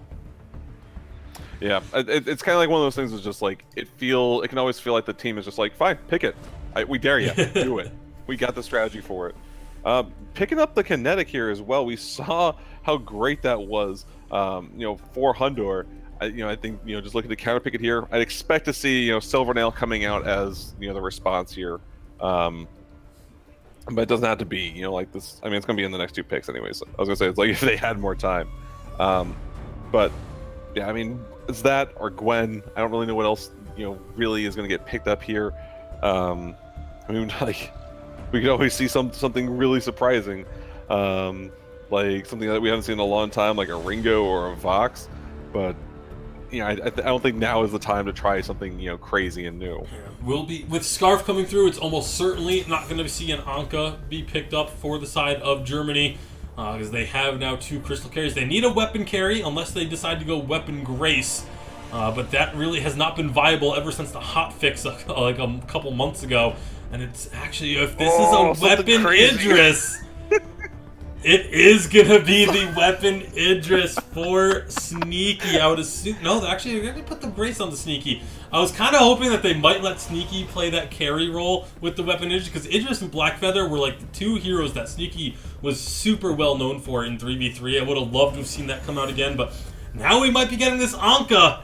Now there are a couple of targets for this Anka to assassinate. Idris, Scarf, and Reza are all 3 very squishy, but it will just be the Grumpjaw as the final pick. Yeah, the thing is, the argument for Anka there is like there's no real like single target CC for her. So I mean there was potential, but you know Grumpjaw, you know, for Agony or for Elohawk is you know very good pickup here as well. They have a lot of potential to be able to get you know solid targets, and they were able to do like a ton of damage. Like Agony was dealing a lot in the early game with it. It's just a matter of you know making the most of it through the mid and late game. Absolutely. I'm actually a little upset that the Anka didn't come through there. I would have loved to have seen it. I think this is a great opportunity for it because again, 3 squishy targets, no direct single target CC. That's almost asking for an Anka to get played, but not going to be the case. Instead, it will be the Grumpjaw, and we will be on to Sovereign's Rise for game number 2. Germany with the 1-0 lead. If they can win this game, they will be the Qualifier 1 champions. So it's Russia with their backs against the wall here. Yeah, they came out. They were really ballsy with their lack of bans, just you know wanting the most options available. And I do kind of like the idea of what they're going for with their lineup. I think like having Malene is just going to be such a strong option here. They have a lot of CC on their team. It's just a matter of if they can deal with the types of engagements that they're going to get out of Germany, though. That's going to be the question with the Crystal Treants coming up. It's actually Russia making aggressive moves to be able to try and take both of these Treants. The first one will be focusing here on this German side. Germany is going to be able to get there and dissuade that. However, this is going to be a free Treant on the Russian side, so they will definitely take at least one here. They're going to be happy with that, but it's a 3-on-3 to see who is going to get the second Crystal Treant. Now the rest of Germany are rotating up as well to try and push Russia back. Agony is actually going to be targeted here, has to use the potion to keep himself alive. Tyrus is going low as well, but the Crystal Treant is still up. No one has been able to actually gain control over this zone of the map just yet. Russia will actually bully the members of Germany away as Tyre's just a little bit too low to be able to stick around. So double buff going the way of Russia. You gotta be happy with that, Stars. They can now rotate up and take a third one. Yeah, honestly, it looked like a good idea to go and get Idris and Reza some extra experience, taking their own weapon buff. But at the end of the day, when Reza showed up to that fight, it was only level 1, so it didn't really completely pan out. Where Russia's able to just rotate their 2 members over from their own crystal buff and help secure that that buff for themselves. So 3 buff start will be finally secured here by Russia. A good start to the game for them, as any little advantages you can get early on are going to be very helpful. Bastion just trying to prevent members from Germany from being able to recall, and if you can stagger those recalls, you can potentially find an opportunity to go aggressive when the item mismatch that is going to be created in a sense here for the side of Russia. And we'll see if that's something that they do actively try and take advantage of, knowing that Keanu, it's going to be a little while before he can go back again, as he's going to want to be sticking around with his carry as much as possible. Yeah, bringing Imagination down with Bashan here, looking for go and collapse on the bot lane, but all it does is just give Techno JJ more time to get CS and even back up look to take this Gold Oak. Now with the buff's going to be respawning here soon. Weapon Treant is going to be under pressure here from Russia. They're trying to steal this one away. Germany is here to answer, though. It's going to be the Grace going in. Nice triple stun on top of a Goop is going to keep the team burning. And that's going to be Germany finding themselves the first blood. Very well played. Yeah, I mean, honestly, the fact that Techno went with Scarf over Anka. I mean, we see why. He's so skilled on this hero and is just able to do so much damage, even at these early levels without items or extra levels. Both of those buffs, actually, the weapon and that Crystal Treant, going the way of Germany. They were able to secure both of them. So now all of a sudden, that early start that Russia had has pretty much been negated.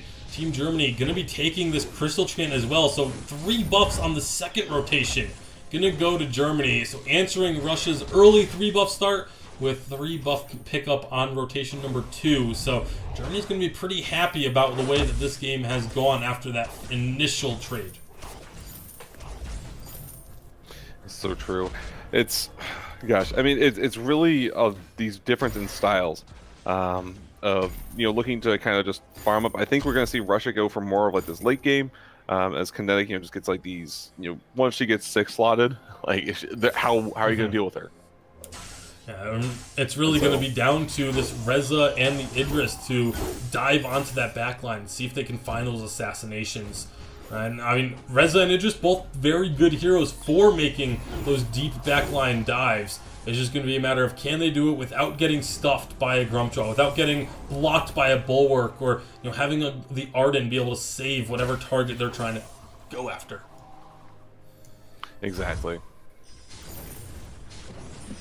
Let's see here, Agony, doing so much on this Grumpjaw. Like, we're seeing like a stark difference in play styles from him and Elohawk. I'm really curious as to what triggered this change from Elohawk has basically mainly played this Grumpjaw the entire tournament. It'll definitely be interesting.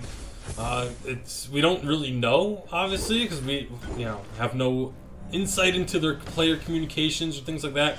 Something we can maybe try and find out after the series is over. But right now, it's going to be up to Agony is going to be really important for this team of being able to set up plays. Right now, with Russia diving on in, they have a lot of damage, but Agony gets turned around on immediately. Sneaky is going to be going low, but is able to walk out as everyone gets out of there alive right as the Ghost Wing spawns, so they don't want to fully back away from this yet, does Team Germany. However, with Agony being extremely low and Imagination low as well, I just don't think Russia is going to be able to contest this as much as they would like to, especially because members of Germany did Germany looking for a Ghost Wing, but instead it's actually going to be wanting to rotate up to the top side of the map, and it's a little interesting. They're focusing on the buffs more so than just getting that Ghost Wing. Yeah, I think it's Hundor! Hundor got caught hard and does go down eventually. Now can Russia find anything else here? Agony is going to be really low, but Sneaky in the thick of things does get a kill onto Agony. And so it's a 1-for-1 trade. And the crystal buff went over to Sneaky as well. Was able to steal that away. So it's a little salt in the wound on that one. Yeah, Tyrus actually went down that fight as well. Just dashed into his death. Maline catching him with a skill shot. But yeah, no, I'm really amazed at how well Sneaky's playing like this Grace, like staying in like these really aggressive positions and getting these like multi-man stuns off and then still getting out alive. Really, really nice stuff out of Sneaky, and you got to figure the Crucibles are going to be coming soon for the side of Russia. Bastion opted to get his tier 3 boots before going for any of the other utilities, so it's going to be a little bit delayed, but once that Crucible comes through, all of a sudden they only have to worry about the Grace stun and then a potential stun out of Kiana Nakoa as well on the Lorelei, and that's it. So if they block out that Grace stun, all of a sudden the amount of crowd control on the side of Germany is minuscule, and that could be a potential problem for them going forward, as they're just going to be relying on just the flat damage that the team is able to provide. Exactly. It's one of these things, like how much CC is brought to the table. It's going to be a matter of like if they can just put burst down there the... by Keanu. Now the team's trying to engage Techno on the back lines. They're going to be diving on in. They take down Imagination immediately. EX Dragon going to be the next target. Nearly falls, but Tyrus doesn't quite secure that kill. Another slow is only going to be really hitting on Bastion, but this is, again, an opportunity for this Ghost Wing. Knowing that they got 2 members so low that they're likely to have to recall, Ghost Wing is going to get started up, but no one else from Germany, they're focusing, again, on the Crystal Treant first, making sure they get that buff, and now turning over to Ghost Wing in order to finish this off. Exactly. I like this. Finally turning on turning to this objective. That was just really good coordination. Diving on to Imagination like that just blew him up. That's what this team is all about. This composition that Germany has built is all about diving onto a team with Hundor and Tyrus. If they both get onto the same target, that target's just dead. Dude, freaking Tetno managed to steal that blue buff with a perfect snipe from the Spitfire. Oh my gosh, that like always feels like the worst. Like we've like losing those buffs, losing these key objectives. I mean, we're almost 10 minutes in now, and there's only been 5 kills. I'm absolutely amazed. Like this feels like it's been so much more action packed. Yeah, there's been a lot of fighting, but a lot of the fights have not led to numerous kills. It's usually just like 1 or 2 members getting picked off, and that's about it. Because there isn't a lot of follow up from either side really. You look at what they have. You have a hard engage with Lyra, Arden, and Grumpjaw, but once those engages are down, there's not really anything left. You have Hundor and Tyrus who want to dive onto a backline, but if they get rebuked at any moment, they can't really get back into the fight at all. So it's a lot. Both of these teams kind of have a lot of hard engage, but only usable like once, maybe twice. They can't really chase down fights that effectively. True. Yeah, I'm still very interested about how Hunter's going to build this Idris. I don't see weapon power Idris all that much. But Starblade and the Poison Shield all that much. This is true. That's going to be actually the Lyra portal in, but no one else from Russia takes it. They get caught out horribly as a result. Just melted on through. That's 2 quick kills for Germany, almost gifted to them. We talked about not wanting to like kill your carry, but like that was just killing himself. He's just like portal time, dead. Like just no one else followed up on that portal. Again, this is the second time now in this series that we've seen Bastion make an incredibly aggressive play that looks really good. Like that was a great portal forward. He would have caught out so many members of Germany, but nobody goes with him, and as a result, it's just Germany coming out on top of that fight. Exactly. Yeah. Such is the life of a captain player at times, but really, like when they're all in voice chat, I'm assuming as much. You expect to basically be like, I'm gonna portal in, like something like that, just like as a heads up, like let's go, let's fight, I want to be able to engage here, but instead just serving up 2 kills on a platter. It's just lucky that there's not like a Black Claw up here, because that's what they would be facing now. Absolutely. As it stands, it was just a couple of kills, a turret, and a crystal buff. Or both crystal buffs going the way of Germany as a result of that. So, all in all, not too much lost off of that mistake, but definitely things like that are going to be troublesome for the side of Russia if they want to try and come back in this series. Exactly. Yeah. I mean, they're still. Oh, there's a nice portal. That's a coordinated effort. They get on in, but they still haven't found a kill. Russia with a beautiful engagement, but not able to get anything. And instead, they do lose out on an EX Dragon. So that was a picture-perfect engagement, but they just couldn't find the kills because both Hundor and Tyrus were able to take themselves off the map. Yeah, I mean, that was a great attempt.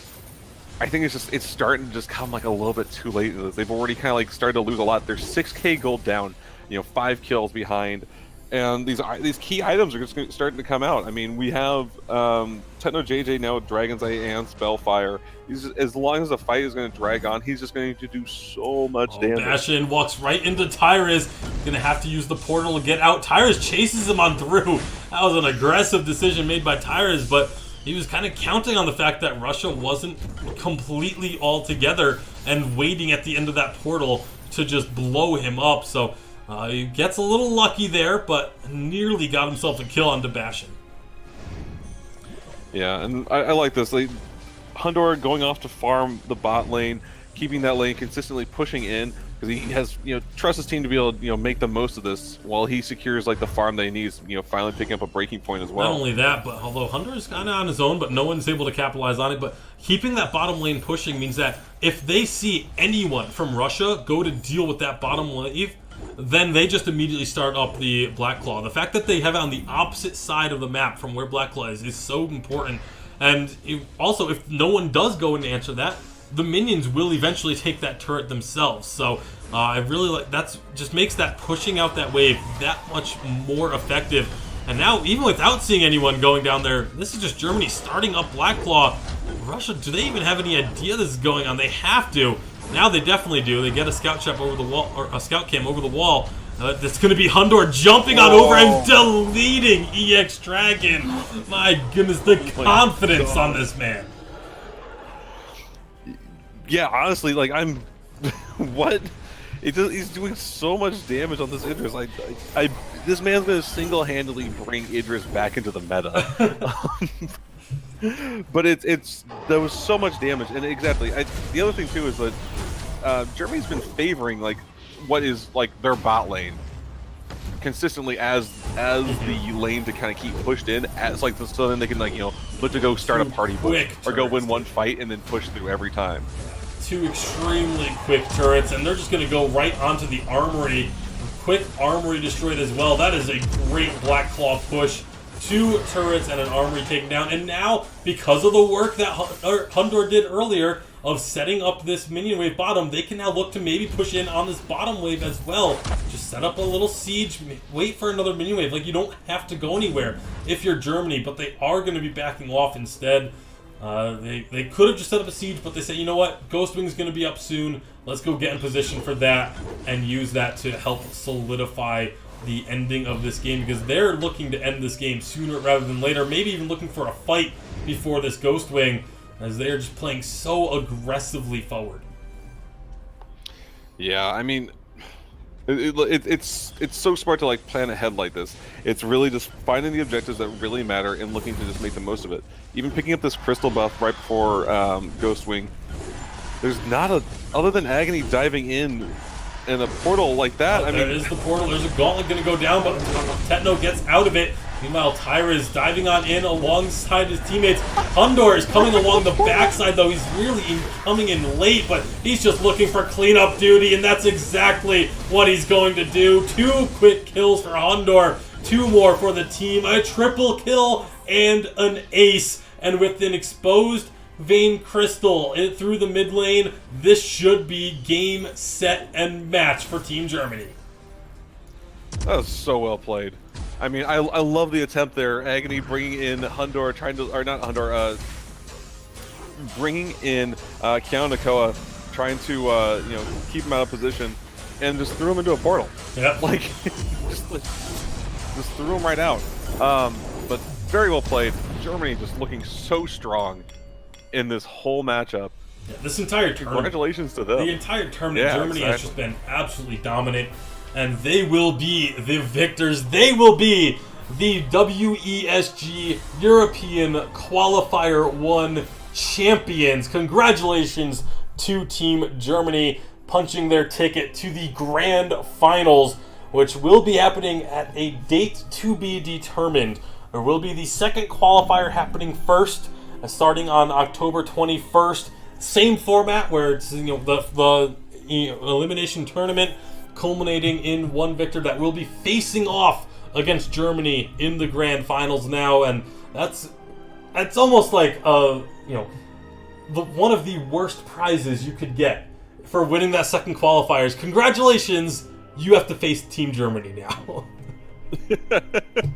It's so true though. Like it really does come down to like just how well they've like meshed as a team.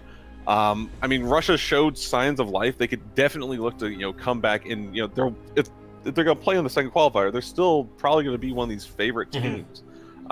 It's just a matter of they've got all that time then to work on strategies, work on kind of meshing as a team, and also we're probably going to get another patch in somewhere during that event. There's supposed to be a new update coming out pretty soon, I believe. So. That should be actually before the second qualifier even starts. There should be an update for Vainglory, which is just going to shake things up that much more. So it'll be interesting to see who adapts to that update quicker. Yeah, and I think they'll favor whoever's going through the qualifiers, because like you get to learn from the people you're playing against. And so if Germany's not able to scrim against some of these top players, or really experiment with that meta themselves, it could put them at a disadvantage from the team that's coming in off of a win in like one of these tournament formats. Absolutely. Well, that's going to just about do it for us here at the Analyst Desk for WESG European Qualifier, powered by Razer and the Razer phone. One last time for Qualifier 1, I'm Tasty Bacon. I'm high That's jump. going to do it for us. Have a great night, everyone, and we'll see you all in about 2 weeks' time for Qualifier number 2. See y'all then.